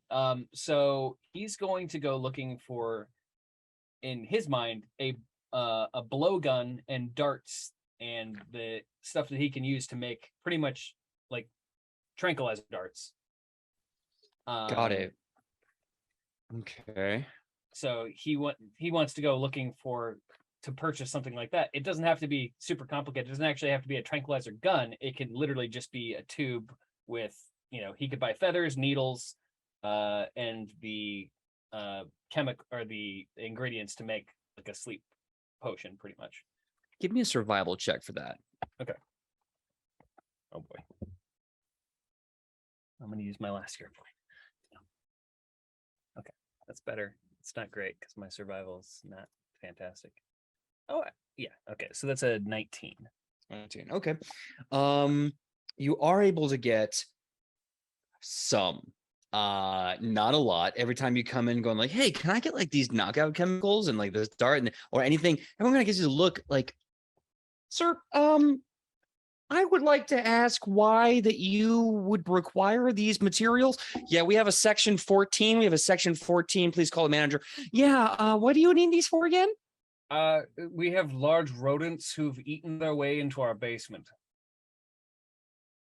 Halt on section 14. How large are we talking? Like capybara size. Aww. Ixnay on the 14. He's got Rouse. Yeah, I know. It's terrible. We really need to crack down on that. Yeah, we understand entirely. Okay. Right this way. We'll bring you to the basically the home protection aisle. You aren't going to get the point, but you will get the materials, meaning if you want to knock someone out, you can go roll the hit and do it manually, but you don't get the point to wave it away. That's cool. fine. Last but not least, Sidney, I know you said you're praying for everyone. You want to continue to pray for everyone? Or you want to do something else? Listen, I have the strength of God and anime on my side, so I'm going to use it. Okay. Right now, I'm going to roll, and I'm going to roll really heckin' well because this is my bread and butter, man. Listen, you see Alona, you've never seen her pray harder in her life. She's like down on her knees. She's like talking Veins half popping out of her forehead. Yeah, literally veins, and then her hair goes Super Saiyan, and she's just trying to channel all the energy of good and light and redemption into her body so she can save it just in case there's a pivotal moment later where they need a Deus Ex Machina, literally. It's really funny that you say Deus Ex Machina because as I was like coming up with tranquilizer gun strategy, that's what I was thinking of. Was that game specifically? That's right. I forgot. I didn't ask for this. I'm Madam Jensen. You want to know what she got with the power of God and anime? What you got? 35. Jesus. Okay. Okay. So. All right. Here's what I'm going to say. You have now 4 total infiltration points, meaning at any point within the infiltration, you can cash one in to hand wave whatever the problem is because you prepared for this. On top of that, the DC is going to be 20 because there's only going to be half guard detail. On top of that, you all have guidance now. Yes. So at least one roll, you get to declare a +1 to that roll. All right. So that being said, it's now middle of the night. Most of the guards have gone home. There are still guards there to watch the facilities for the evening, while some of the lights are still on, giving this sort of Nakatomi Plaza 1980s kind of vibe where the pulsing, pounding lights are half alive and half dead in the middle of this busy city street. The air, kind of this mild dead heat with a slight breeze clinging to your cheek, and the moon high in the sky watching with great interest. It's time for you to begin your operation. What do you do for step 1? And if you want to know what step 1 is, get unstuck. Step 1 is breaking the bureau. Here you go. So step 1. Do you approach the building? It's going to kind of give you what step 1 is going to be about. I want to use perception to see if I can see a way that might be safer for us to approach, like a window, a grating, like anything like that. All right, give me a perception check. Kylie. To aid with that, if I see any guards, can I like throw a rock in the other direction so that they're going one way while Lothier is looking at things? Yeah, give me a deception check to aid. Yeah, absolutely. I forgot I was going to do something. I was going to go buy a bunch of jars and fill them with dirt and then pour water in them. And then I was going to roll the bottles down there so Lothier could just like whisper out of random corners. I love that. Damn it. Forgot. That's funny. 34. 26. Okay. Wow. All right. So I'm gonna call that a critical, no problem. You find once the one lone guard is distracted, honestly, the best way in, right through the front door. Because once they're distracted, they're leaving the lobby entirely. Nothing is there except this one guard off their post. Now, once you get inside, though, Okay. you're going to have to work a little quickly for that. But you can easily walk in the front door now that they're distracted. All right. I think we go. All right, make a break for it. You get inside, the doors open up once you get close. It's kind of like you're just like doors open up like a Star Trek door when you get close. They move on instinct. Moving inside, you find this incredible foyer with massive statues and what looks like out of character, a solar system of atoms and ions moving around another statue built in Emerick's honor, the late Emerick. And with his gentleman gone, going, now I could have sworn I heard a rock thrown over here. You find that there is a massive staircase going up and what looks like a door with a key card slot and a massive box similar to what you saw in Stokes with a little key code. I love that he knew it was a rock that was thrown, but went to leave his post to check it out anyway. When you have a 36 in the DC's 20, they can be as dumb as the narrative says they need to be. You know what? I love, he kind of sounds like Southern Kermie. Yeah. Yeah? Can I get Wait. you, bud? Can I get I mean, I have the puppet right over there. Kermie T-Prog. Do That was good. All right. So, do it. Wait. Yes! Oh, this is supreme chaos. Oh my God. ladies and gentlemen, and theys and thems, you came here for Edge of Legend. I hope you like this premium content. Hello there, my name is Kermit the Frog. I come from Frogabama. It's not easy being green down there, but I mean, it just ain't easy down there, period. Miss Piggy, that's my wife. We live in a musical theater trailer. She judo chops me pretty hard. I go flying like a NASCAR going left. Taking a little left. There's much like that. Mhm. What? Oh boy, here we go. You little green turd. I'm gonna take you out. My nemesis! You son of a bitch! Where are you? I'm gonna fight you like it's Waffle House. I will beat you up. This isn't a competition. I'm gonna give you a black eye. Where are you? And we're never going to talk about that again. Okay, so back to this very Clip it, serious clip heist. Clip it. Oh, Don't no, clip it. It's getting clipped. God. Oh, it's Son of a getting clipped. That shit's bitch. going on Alright. TikTok so All hard. right. God. I look over Oh. at Shionabit and Dragon and I go, I wonder if a security uniform might be a good uniform to get if we're going lower in. Is there a way we could not kill. I want to be clear there, but like incapacitate like. I'm gonna look at Dragon. Yeah, did I not mention what I was doing? I was getting the things to make sleep darts. I wouldn't know that. I was in a spider. No, I'm letting you know now. I forgot to mention that. But yeah, I made sleep darts, and he pulls out like a literal pipe and then a pouch full of like little like homemade darts. Yeah. Oh. Look, bounty hunting is a complicated profession. All right, it's not as creepy as it looks.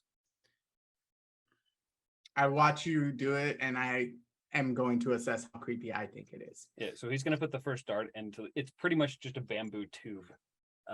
Definitely creepy. I don't think there was any way it wasn't going to be creepy, but let's move on. It's all you can also fake like it's a straw to get it into places. I'm gonna stop talking now.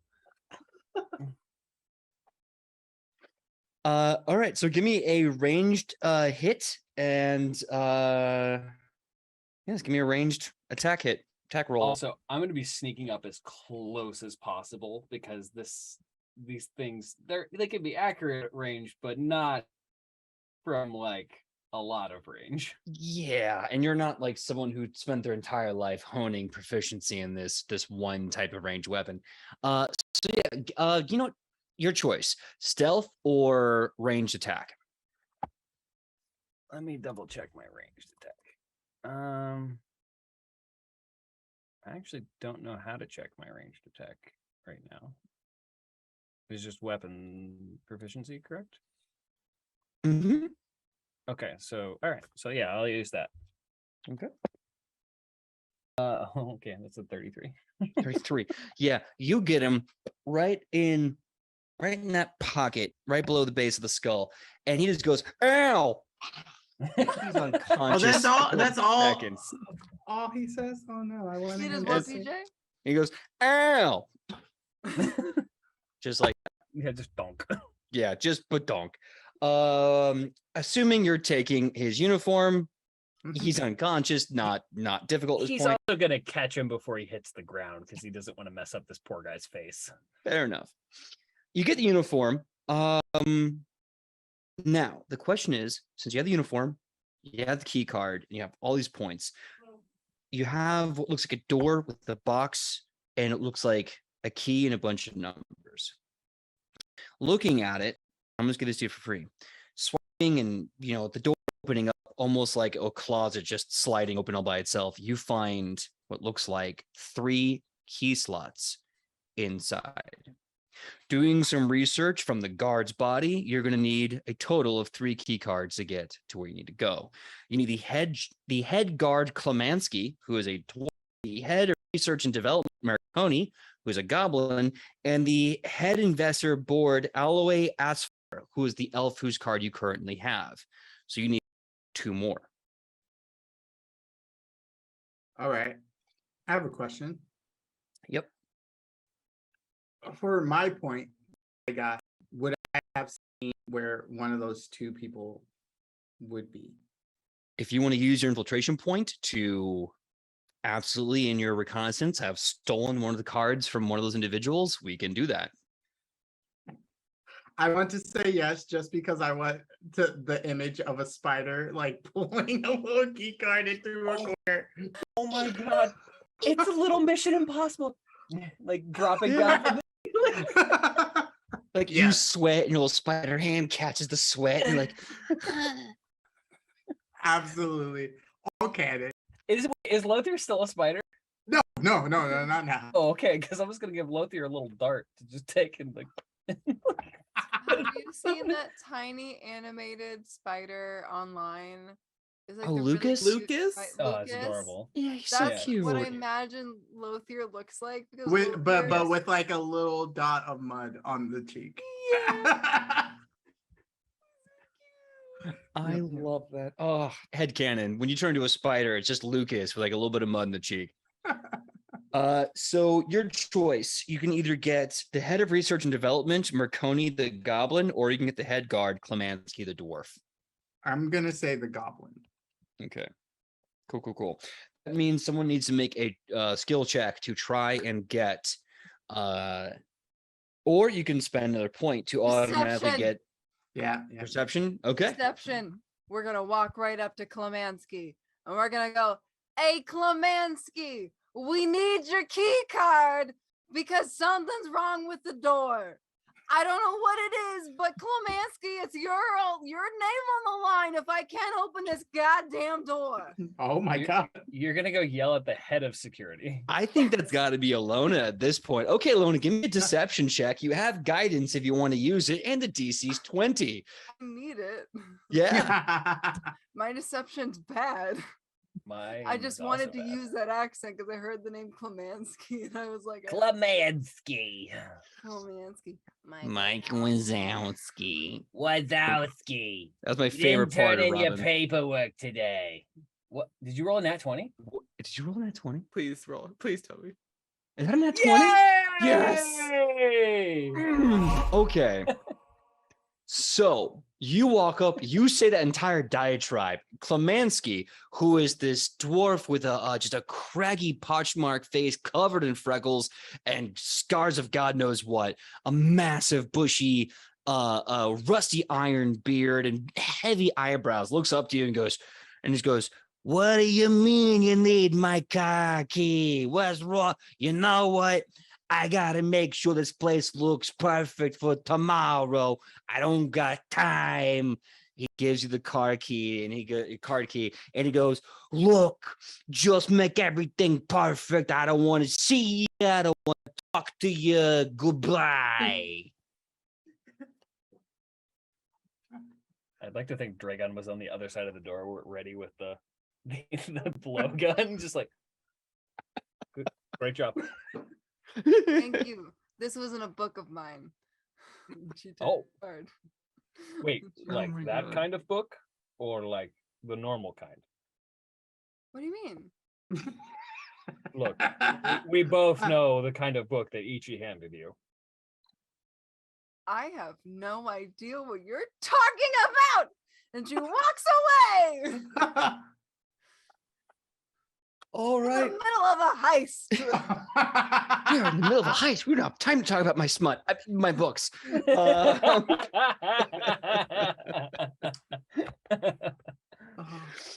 So you get the car key from Klamansky, who is here currently. Marconi, of course, is not at this point in time. You put all 3 card keys in, and the elevator starts to kind of light up. Well, you know, out of carriage to be an elevator. You see a bunch of buttons.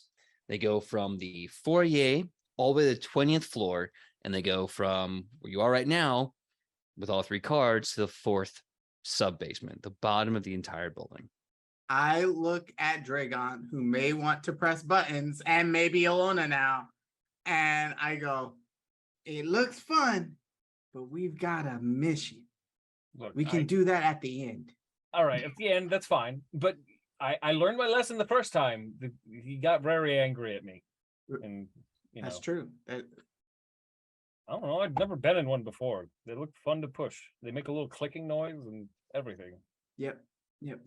All right. I do know that security doesn't go all the way down past the 2nd sub-basement. So I imagine that's where we need to head, is down below that. So he presses the button. Okay. After all 4 keys are inserted and you hit the 4th button, it turns green. And the elevator starts to go down. Kind of like when you were in the Sheraton Hotel and the whole thing just started skyrocketing up 60 floors to get you to the penthouse. It's like that, but it's going down and it's less cordial. You finally get to the bottom. The beautiful oak polished door that slid across to gain access to the lift is replaced by a cruel, thick concrete door that slides open. You are immediately knee-deep in a research center. Concrete and tile flooring seems to be almost restrictive, cruel, like a prison yard. Lights hanging give the most eye-singeing light. It illuminates everything, but it really hurts to look at. Doesn't give you any sense of joy. Everything has a small sense of grayness and grime to it. You can hear a very loud sound of beeps, clicks, chirps, bubbles, whines, all manners of ambient technological noises. Welcome to the 4th sub-basement of Emerick Industries. Now, the question is, now that you're here, what do you do? Are there any? Is there anyone in here? Give me a perception check. Can I assist? Absolutely. Dragon's blind right now. That assist was not so good. I apologize. 34. 34. Did not need us. You cannot tell, hear, see, sense, or smell any signs of life down here. Hmm. I'm going to take a step out of the elevator and just kind of like look at everyone. Just like, come on. I hold my staff really close, like I'm ready to whack something that comes out of the dark. As you start moving, you see there is a general landing lobby. Looks like it can hold 10 to 12 people tops.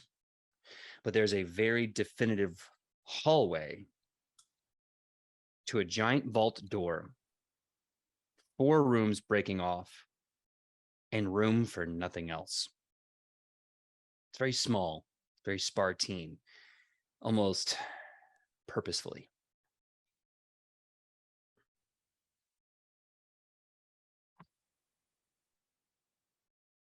Anyone else getting that weird feeling that whatever's behind that door is probably not nice? Yeah. Mm-hmm. All right. Just checking. Dragon's gonna start looking for like records or anything that might like list what they were doing here. Give me a perception check. And anyone else who wants to do the same, do any sort of research or looking around, also give me a perception check. Kylie, you were doing this. Do you want to do something too? I'm just wanting to go into the Duat. Okay. I head want to up. do like Me too. rather than perception, I want to see if there's any like I guess kind of survival, like tracks or like seeing where things are worn, where people have been, that kind of thing. Okay. Survival check, please. Yeah. And you're entering the Duat, Kylie, to see or to feel. What are you looking for? For anything that's you said that's not living. And so I'm concerned that there is something that is death. Okay. So to enter Randy's critical one on these survival to look for tracks, you can't tell. Linoleum has like very few giveaways, especially someone who's used to tracking in mud and grass. There's nothing you can quite pin out. It almost looks like this place doesn't get any visitors ever. So really fast, Kylie's going to Duat. I want to jump over to the 22 we got for Dragon. You enter a room. You hear a bunch of beeps and clicks in this room. It's dark. The room is very, very dark. There's no lights on. You find a stand in the middle of the room, kind of a dais, a rounded dais made of the same steel and metal you've seen everywhere else. When you get close to it, you see a bright light magically shine from it. You see images being projected on it. The first one says,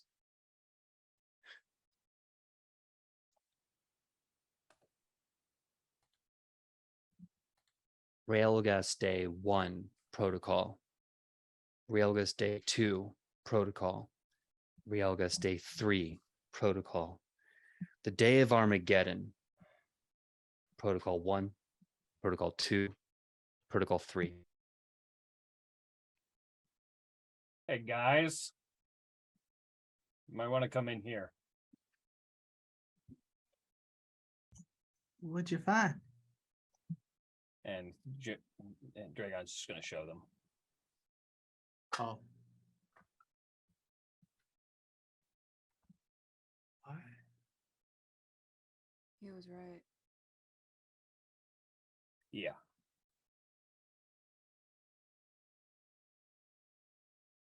If you were to look at the first protocol, you see codename Babel, and starts having a breakdown. Just words, just sputtering, crawling, scrawling, if you will. In the event, when this day finally comes, it is imperative that we take those who are important for survival and we put them away. We keep them safe. I have found a way to create a tower that will define all reality, all physics, a 12-story tower where each story can represent an entire city. From there, we can repopulate, and we will be protected enough and removed enough that when Armageddon comes, we will be safe. The problem, though, however, is finding the resources to build such a tower. It would require the combined efforts of everyone on this planet, something as of right now, I have good evidence to have no faith in. This clearly will not work. But the schematics are sound, keeping codename Babel active. Number 2, when Armageddon happens, it is imperative that we leave this planet. There's no way we can survive. It will take more time than is needed for Project 1. Protocol 2, codenamed ARC, will at least get us somewhere safe. I believe it is possible to take a ship and throw it into the skies and go beyond the very astral seas of our gods. I have no idea what is out there. I can only posit it will not be good. And even if the religious texts are true, when Realgus Day comes, there may be no gods left to surpass with this ship. Keep this just in case. Maybe in the future we can create this. Number 3, codenamed Out Black Spot. It pains me to admit this, but having spoken with certain outliers, we may have to make a deal with the demons and the devil lords of hell. Or I can finally cash in all this torture I've been going through, all this pain I've experienced every damn day. I am very happy to be the martyr for this, but if the devils and fiends cannot give us the future we need, then I can definitely make an accord with the Fae. It will not be good. I will be murdered for this, and I cannot give anyone any safety in the Fae realms, but at least they can be safe from the abomination that will come on that day. If the Fae gods don't kill them themselves out of a sense of humor that I cannot begin to understand. I wish to delete this protocol, but for reasons I cannot. Each are signed Emerick.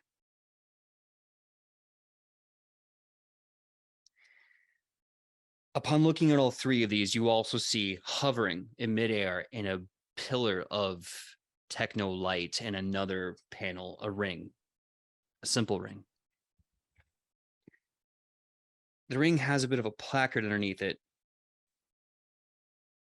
It says prototype 015 arcanological flux capacitor. With this device, we may be able to finally take the arcanological energies that are affecting this world, store it, and redirect it. Maybe this will allow people to use magic kinetically for their own defensive needs. This will require field testing. Where that's stored. It's right there in front of you. It's literally hovering. The plaque is right there with the readout.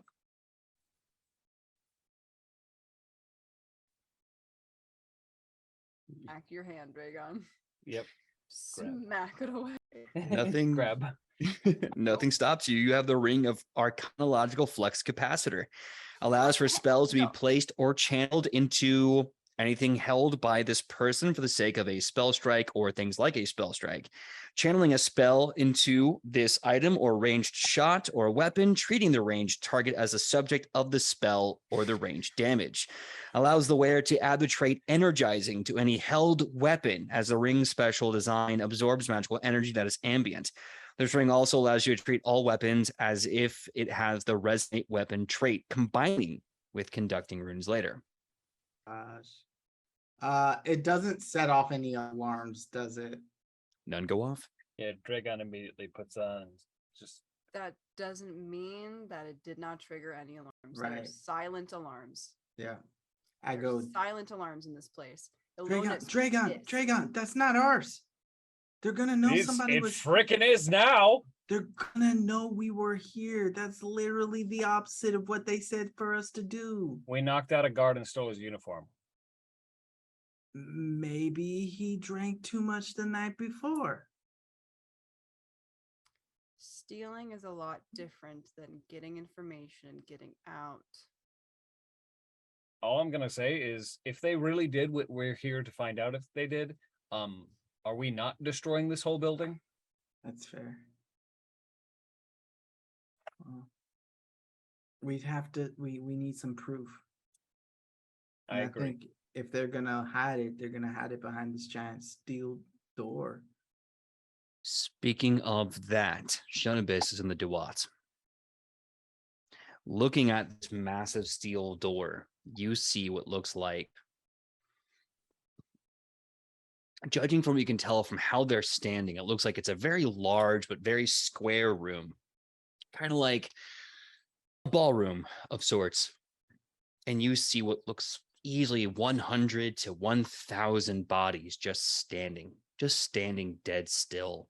You see their outlines, you see their spectral forms, and they are not moving, they're not shifting their weight, they're just standing there. Are they human? Give me a perception check. Natural 20. Natural 20. Shut the Which fuck makes up. it God. 27. Which I'm makes it loving this. 37. 37. Okay. With the crit. There's a very weird bit of science going on in your head as you look at these bodies, these ghosts that pile in this room like some cruel metro of the dead, some weird trolley of ghosts. At first glance, and a little squinting, you see elves. The ghosts of hundreds or thousands of elves. After a while, the elven traits seem to become hyper pronounced, almost not fantastically altered in weird ways. You've never seen a form of elf like this before.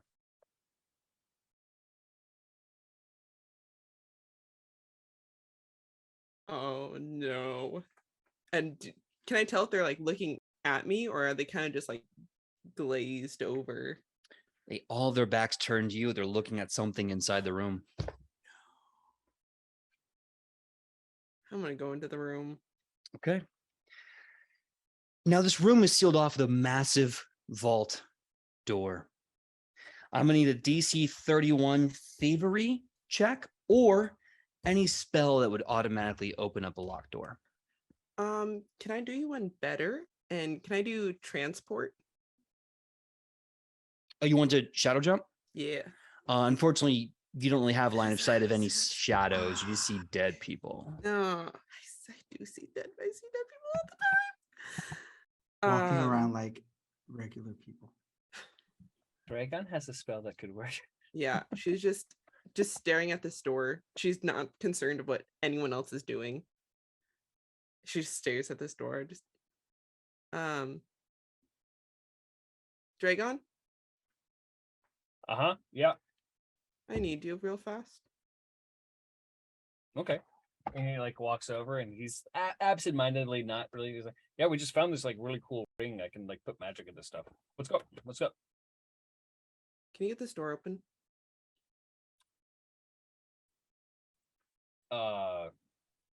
If I want to make a lot of noise, yes. Can you do it stealthily? Or is that like the only option? I'll give it my best shot. I can try and make a thievery check. Okay, right ahead. Also, just putting it out there, you have not only guidance, but like 3 more points you can use to hand wave this if you want to. Oh, that's true. That's true. Should we just hand wave this, guys? Yeah, you were gonna need. Yeah, let's do it. I'm gonna use mine to hand wave this. Okay. So in the confusion, you're able to get one of your cards, flip it over, and you find that there's kind of this really weird smudge in the form of a thumbprint. Putting that smudgy thumbprint up to one of the doors, it recognizes Research and Development Head Merconi the Goblin and proceeds to open quietly. Very just. Spider Lothier wins again. Really glad I didn't fireball that. That was way easier. Ah, it was, wasn't it? And she doesn't even look at Dragon. Do the ghosts enter the room once it's opened? Once you go into the room, there's no one in there except one person. Well, one shape, one form. I'm gonna dock an arrow. You see what looks like an old wicker wheelchair in the middle of the room. In front of it is this massive, complex machine projecting images of, from what you can tell, the world, every country, everything happening at one time. You see this very old, decrepit form in this wheelchair with a heavy plaid blanket over its legs and this massive collar around its neck. You see this device made out of wood, brass. You see a hinge on the back locked. And you see the old, white, milky, crisp, wispy hair of an ancient person. Does he look human? His ears look human. Does he happen to look like the statues that we've been seeing around this place? Give me a medicine check. You had the same thought that I did.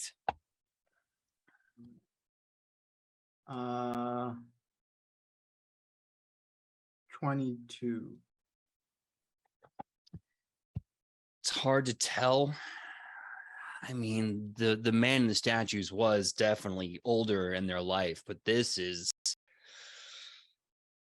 much more senior than that. Maybe yeah, but it's hard to tell. Yeah, You can't see me because I'm in the duat.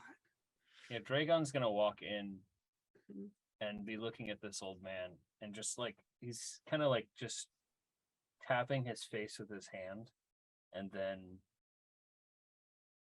turns around. Hey, Alona. Do you still have that weird into the mind thing?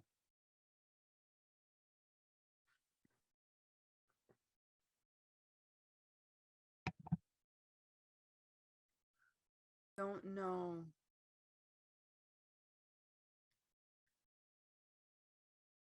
I don't know if I can.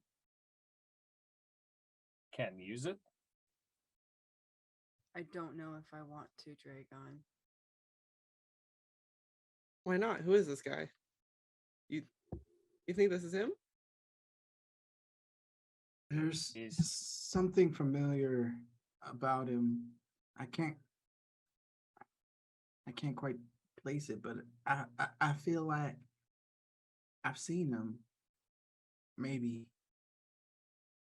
I need to ask, are you speaking this? Whispering this? I was whispering. Yeah, Dragon was not being quiet. Okay. A liver-spotted hand leaves the lap and hits the wheel. And with a gesture, the wheel turns. You see that collar made out of wood and brass has a speaker on it. A massive speaker. And the head of an old man dangling on top of it for support. He lifts his head. He doesn't look at you. He looks past you. He looks beyond you. He looks around you.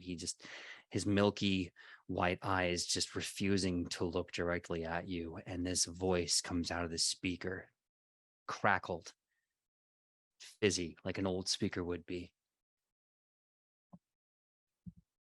He says, I've had lots of visitors.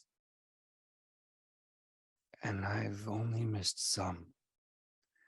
But to those I've never met, you're always welcome.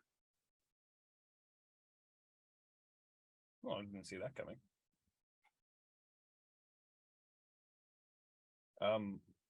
Who are you? Some call me the father of New Jack City. Wow, what a trick. Indeed, I am that man. Rudolph J. Emerick. Yeah, that's what I thought.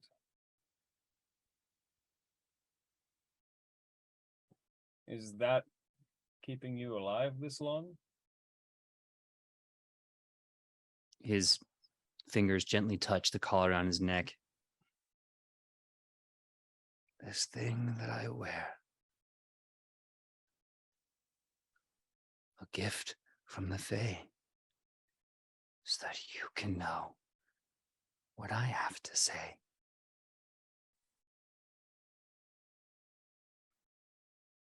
And what do you have to say? To everyone else, nothing. No worry. But to a very select few, only words. I'm sorry. Sorry for what?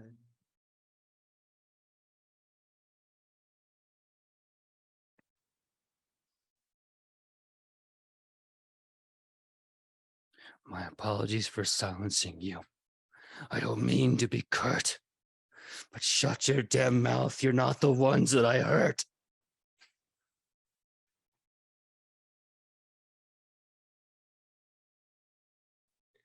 And who did you hurt? I hurt you, Shionibus. I hurt every single one that knows you, that came before you. And I hurt every single one that will never come after.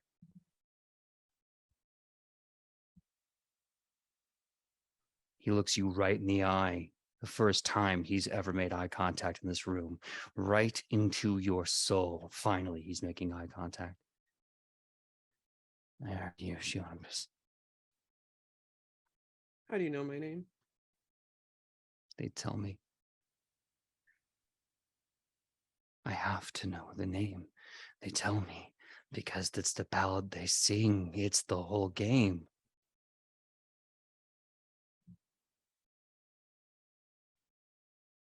You didn't. You did it, didn't you? 1,000 years ago, I stood on that hill. I pressed the button and the children of gods I killed.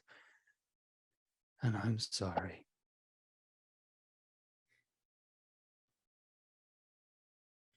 Shonibus is going to lunge at him. Dragon is going to attempt to hold her back. Okay, if you want to engage in this PvP, if you want to, let me know. Attempt. Yeah. Oh well, It's- I'm gonna just wait past it's that. up to you because Dragon is worried more about Shianibus than this guy. But Okay, Dragon, give me a athletics check versus Shionibus's fortitude save. I'm gonna fail mine. 31. 31. For story reasons, I'm gonna just voluntarily fail mine. Okay. So So Dragon sees her lunge and just grabs her. He's not worth it. I watched them burn.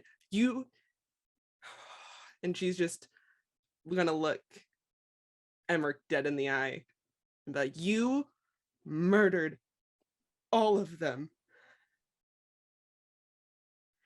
It's at this point in time that you see that the ghosts in the room are the ghosts of all the elves that died in the pruning in this room with Emerick. And you see them with one hand upon his shoulder, pressing their weight upon his spine.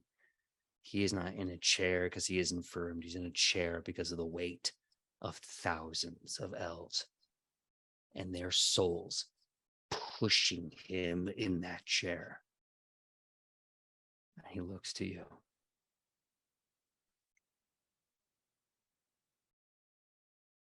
I know this feeling, and I know that it is raw. I cannot offer much, but I can give you what I saw. And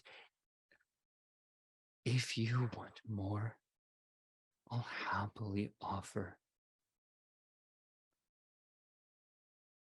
I have more to give than the money in my coffer. I can give to you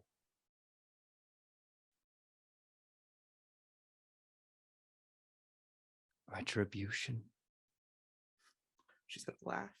She's going to laugh out loud. You think that's going to solve generations? 1,000 years? There's no more like us. You realize that, right? All I can offer is my neck and execution. You don't deserve that. That's what he wants. Look at him. This life is far worse of a punishment for him than anything else you could do to him. How dare you, young man? How dare I? And he's going to just stare daggers at this guy. You apologize now, but that doesn't bring any of them back. That does nothing to bring peace to Chianobus. You don't apologize out of kindness. You apologize out of this depraved sense that you want to die. You want Chianobus to take your life. Her retribution. This is her recompense, you understand? I appreciate your words, your strength, your candor, but I cannot appreciate your presence in this matter. Very well. And he's just going to step back and just give Chianobus like a quick hug before moving aside. I'm not going to stop you. He deserves whatever you will give him and worse. She's going to nod to Dragon and look back at Emerick. So what about her, huh? She's going to point to Alona. She's half of that. You know, she'll never, ever get to see a new elf in her lifetime? Why? What was the reason? Why were you so scared?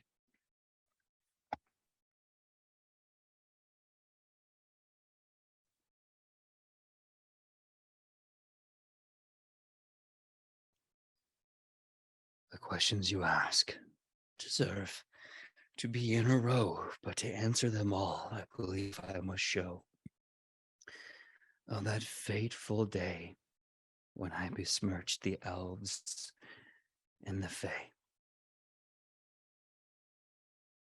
You see his head get pulled back as if fingers have grabbed him by his old hair, ripped his head back in his very seat.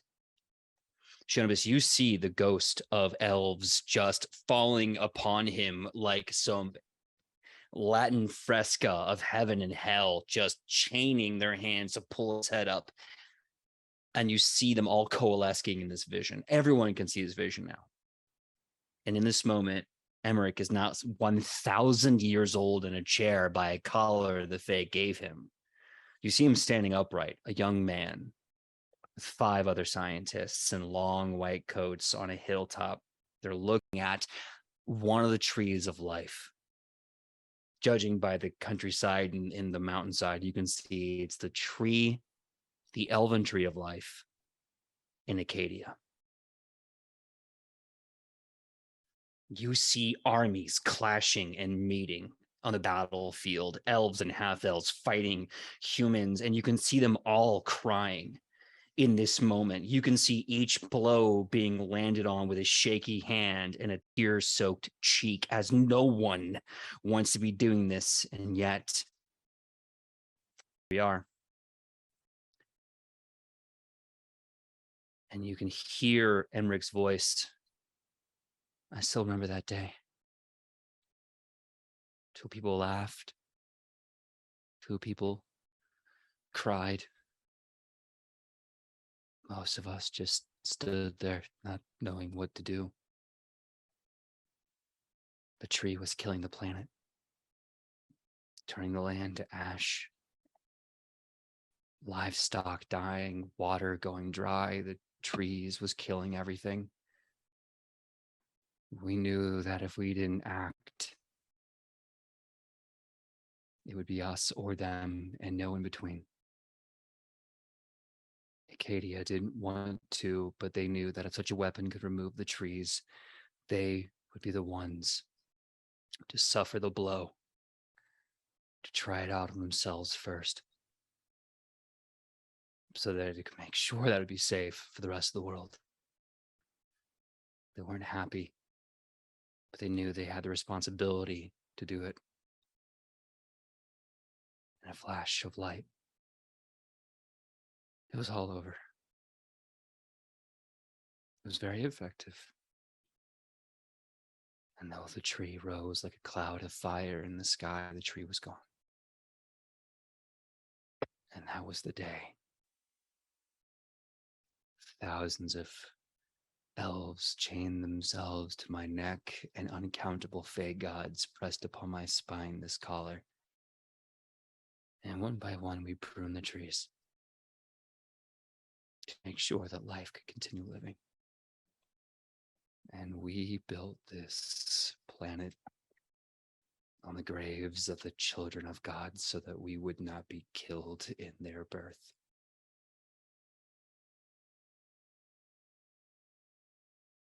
That day haunts me for 1,000 years. On the distance, this light flickers like a snap. When the light just carries over your vision of this. I am not innocent. I did this. So I accept this punishment.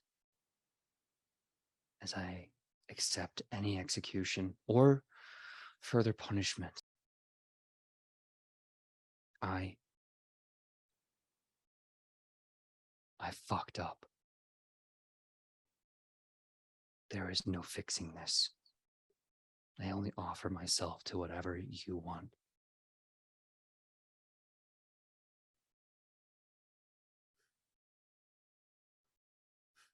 Death is far too easy for you.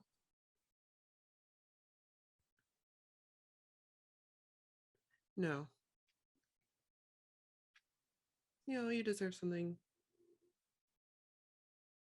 more. What's the word I'm looking for? Long lasting.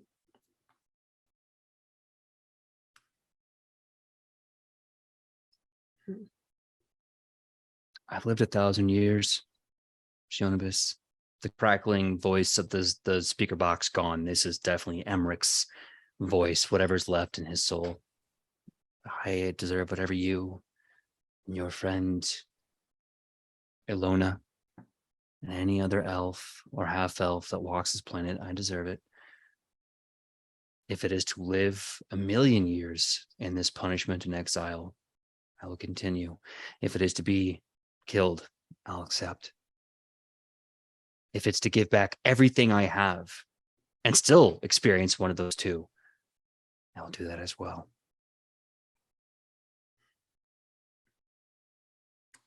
She's going to kind of give this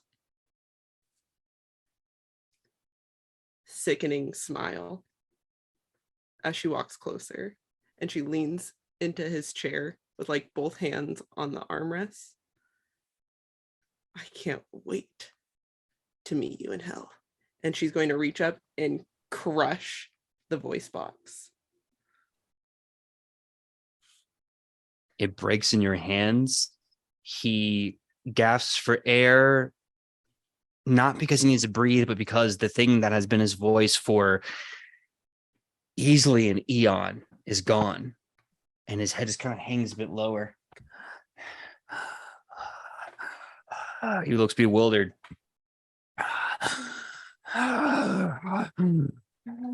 Now, I hope all those lost souls that were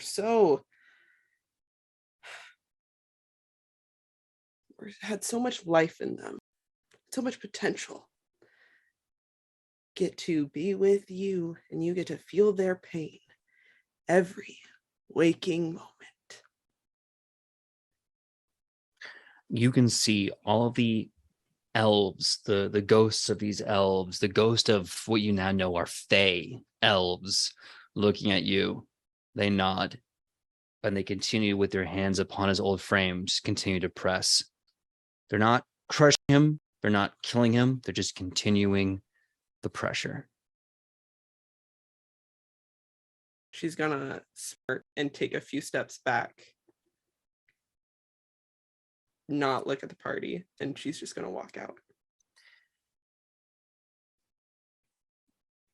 As you leave, there's a slight sound escaping his lips. It sounds like words are trying to form. I guess the question I have to ask you all is, do you want to make a perception check? Do you want to hear it? What do you want in this moment with this information he's going to give you before the episode ends? I'll listen for Chionavis if she won't. Yeah, Dragon will as well.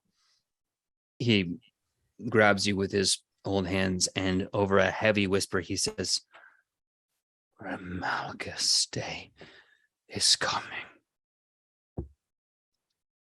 The Cabal is trying to prepare it.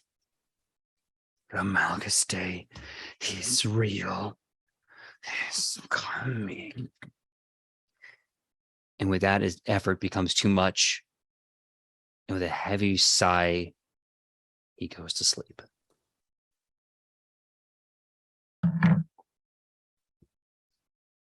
Dragon's gonna walk up and just whisper in his ear. To all the gods in heaven and in hell, hear this prayer. May this being live until the world burns to ash. Give me a perception check. If you have bonus if you're hearing, you can add that too. Nat 20. I'm not kidding. It actually jumped out of my dice tray and landed perfectly on top of another dice and was nat 20. I'll give this to you, and because of that, I'll give it to everyone in the room, including Shionabis. As you make that prayer, the thousands of ghosts of the elves and whatever Fae part, and you see walking through them a Fae. No ghost, a full Fae god. They're wearing a long white tunic, long down to the knees, almost like a dress. Long, deep V from the fabric being threadbare from having this one tunic for billions of years. They have a large, very large, very large floppy hat to protect their face from the sun. Across their shoulders, they have a satchel that hangs to their side. In their lips, they have a long bit of straw coming out. And they come walking out, and you just hear a whistle. Not like a, but like a soulful blues song whistled lovingly across two pursed Fae lips. Just.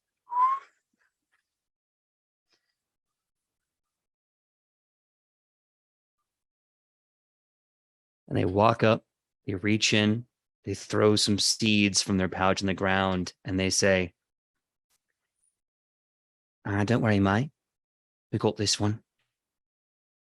They say he tried to smirch my gift to the trees. And we don't take kindly to being besmirched our gifts. We got this one. Heaven, hell? Nah, mate. He's ours now. Forever and ever. Isn't that right, you old cunt? Nah, don't talk. No one cares. We got him. Until then, might recommend you tend to your field, yeah? Make sure your yard looks nice and presentable. Because there's still some trees left in this world. And if you can find the seeds, you can always plant a new tree. I gotta go. I gotta do the ballad, and my wife's about to collect all the morning dew for morning rain, so I gotta make sure that my wife's happy. In the meantime, Bob's your uncle. Piss off, you wankers. And he turns around, and as he whistles, the Fey God leaves you.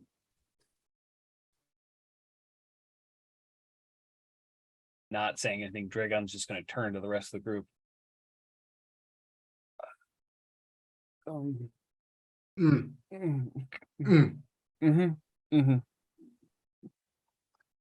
I turn to Alona.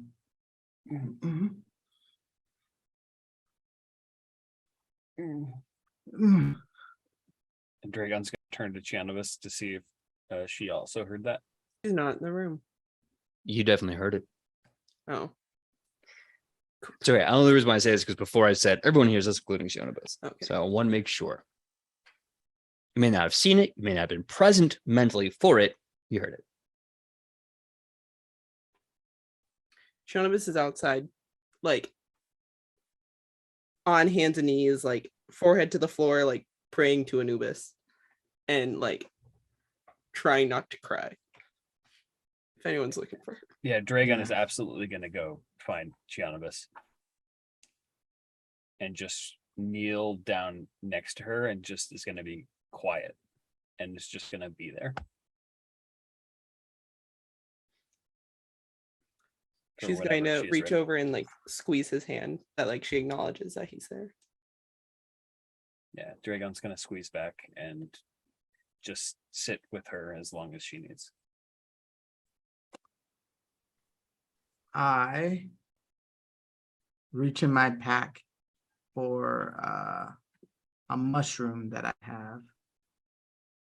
And I just say, looks like we're going to have to go and find some seeds. And that's all. And then I walk out. And that is where we're going to end episode 32, season 2 of Edge of Legend.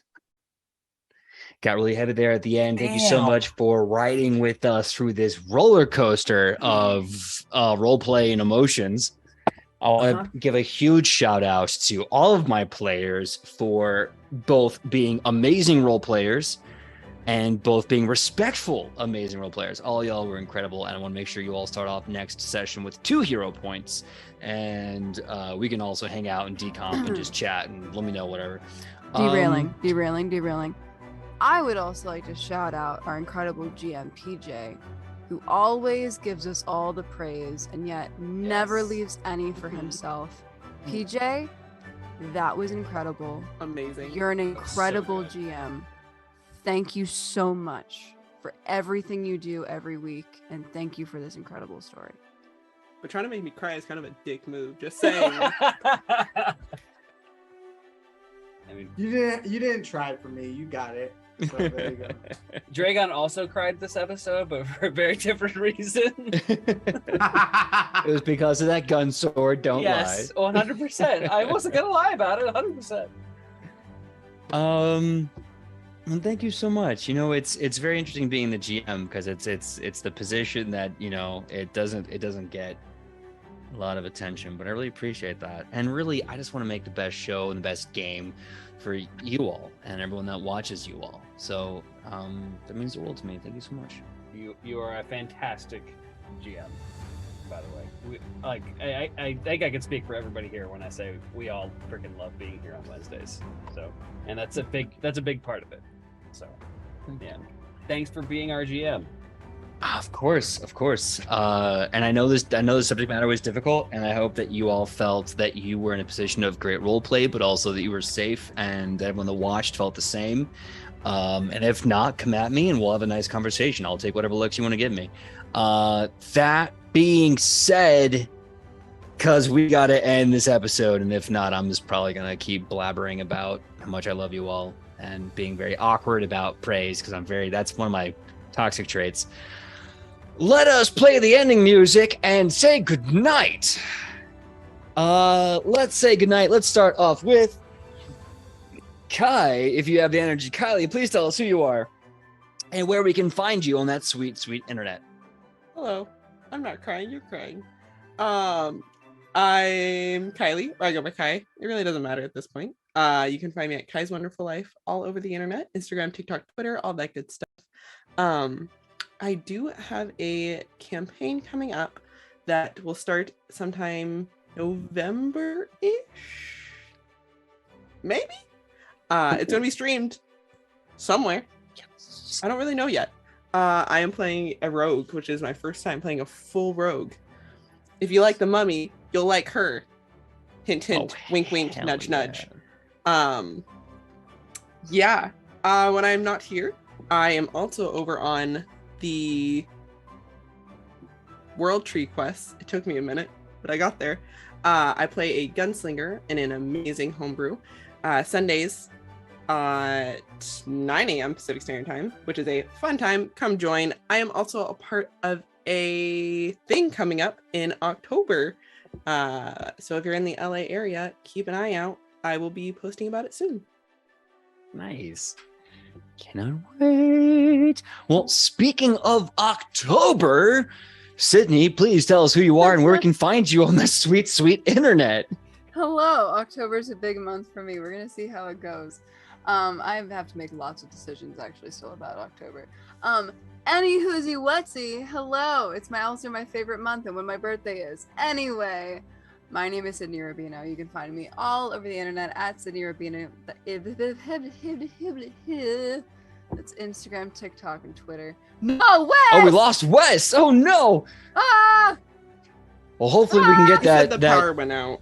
Yeah. Oh no. Mhm. We were doing so We good. were doing good. God damn it, LA. Why are you so warm all the time?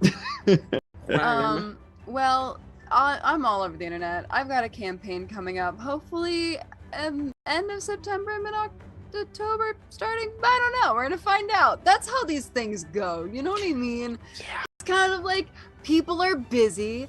Everyone's an artist, and we're just trying to make it work. So, like, follow me online, and you'll figure out when I figure it out. Well, we have Wes coming back in. So sorry, Joe. Once he comes in, we're probably gonna have to give him a quick shift of our assets so we can get Wes in there. Because I believe Wes deserves to also say his thing. But while we're waiting for Wes, Sydney, I'm so sorry. Did I step on anything else you wanted to say? Oh no, I'm done. Oh, Wes is on his phone. Oh no. It's okay. My power went out. I'm sorry. No, Right. it's okay. I'm sorry your power went out. Yeah, so sorry your power went out, my dude. It came back. Oh, good. God. Well, let's get you next so that you don't have to sit there holding your phone and getting your arm tired. Wes, let us know who you are and where we can find you on that sweet, sweet internet. Guys, I'm Wes at Wes_IRL and all of the things except on YouTube where I'm IRL Bros. I had run a campaign called Yeet for Initiative for quite some time, which is now on hiatus until we can get all of our original campaign players back. Plus, maybe somebody else. We'll figure out the scheduling on that. But yeah, that's me. And PJ, again, just thank you so much. This was awesome. This is a blast. Thank you all so much for everything. And of course, Randy, it's been amazing. I love having you. Been awesome. Please tell us who you are and where we can find you on that sweet, sweet internet. Howdy, howdy. I'm Randy Alvarenga. You can follow me on Twitter at Rollerraja. That's ROLLERRAJA, where I'll talk about all the cool stuff that I'm doing, such as I have a show I can actually announce this week, which is great. Over on Gehenna Gaming's channel, I will be playing a game called The Bureau, which is a new zine that's being released for the Goblin, for the Liminal Horror System by Goblin Archives and Exalted Funeral. There you go. There's some really cool faces playing in that game. And so it's a horror game and it'll be really cool. So come check that out. It's like, I want to say like an 8-episode run. We're going to go through that whole little dungeon and then you can come and play it yourself because that's when the new zine will be announced. And then some other cool stuff with Sydney and Wes that we will announce when we're told we can announce that. And then some other stuff in the works. So lots of fun. Yeah. Absolutely. Well, let's just go through as fast as possible. My name is PJ Megaw. You can find me all over the internet at pj.megaw, Facebook, Instagram, TikTok, Twitter. Come find me, come friend me, and let's have fun. When I'm not here with these truly incredible humans that I love with all my heart, you can find me here Mondays for Wayward Arcadium. Not this Monday. We're going to be dark September 5th. We're coming back the week after that, September 12th. So if you've been following Wayward Arcadium and you love to see your favorite college students having just the best time in college, nothing at all is going wrong, then come tune in September 12th to see all that wonderful stuff. More announcements as I can make them. I know that I'm working with the Online Society on Queen Courts Games and a few other projects coming out with them, including some other fun Blades in the Dark stuff that might be happening as a show, and some other projects. I cannot wait to tell you about it, if I can tell you about it, when I can tell you about it. Until then, we'll see you here, same Nat time, same Nat channel, Wednesdays 8 to 11 for Edge of Legend. Thank you all so much for tuning in. Thank you for being a part of this beautiful story, both my players and the ledge heads out in the chat. And Joe. Thank you so much. If anyone deserves the absolute fucking gold star of the episode, it's our VIP Joe, RTD, for coming here, getting us on stage, on camera, looking pretty, fixing the stuffs. We love you, Joe. RTD is the best TD in the world. And if you want to fight me, find a Waffle House and I'll beat your ass there. That being said, it's time to go. That's an open challenge. Will I regret it? Absolutely. Will I stand by it? Absolutely. All right, let's go. Oh no, we had someone just show up. I am so sorry. Really fast, because I'm probably gonna butcher this. Islandier, you said, what is this campaign? This is a homebrew campaign. And believe you me, I have been working on writing this homebrew campaign, this world setting, so that you too can play Edge of Legend at home. That will probably happen a long time down the road, but that will hopefully happen, stars aligning. That being said, we're going to be raiding now. Yeah, what's our raid call? We need a raid call, absolutely. Absolutely. Emotional damage. Emotional damage.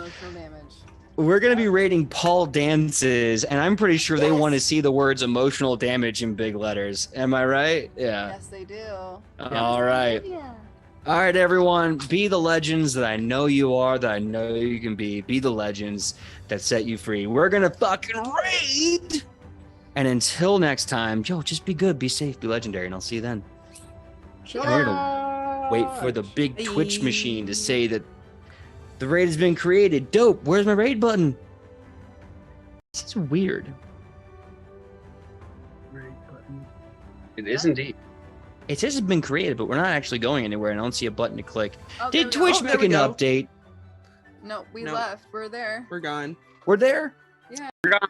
Out.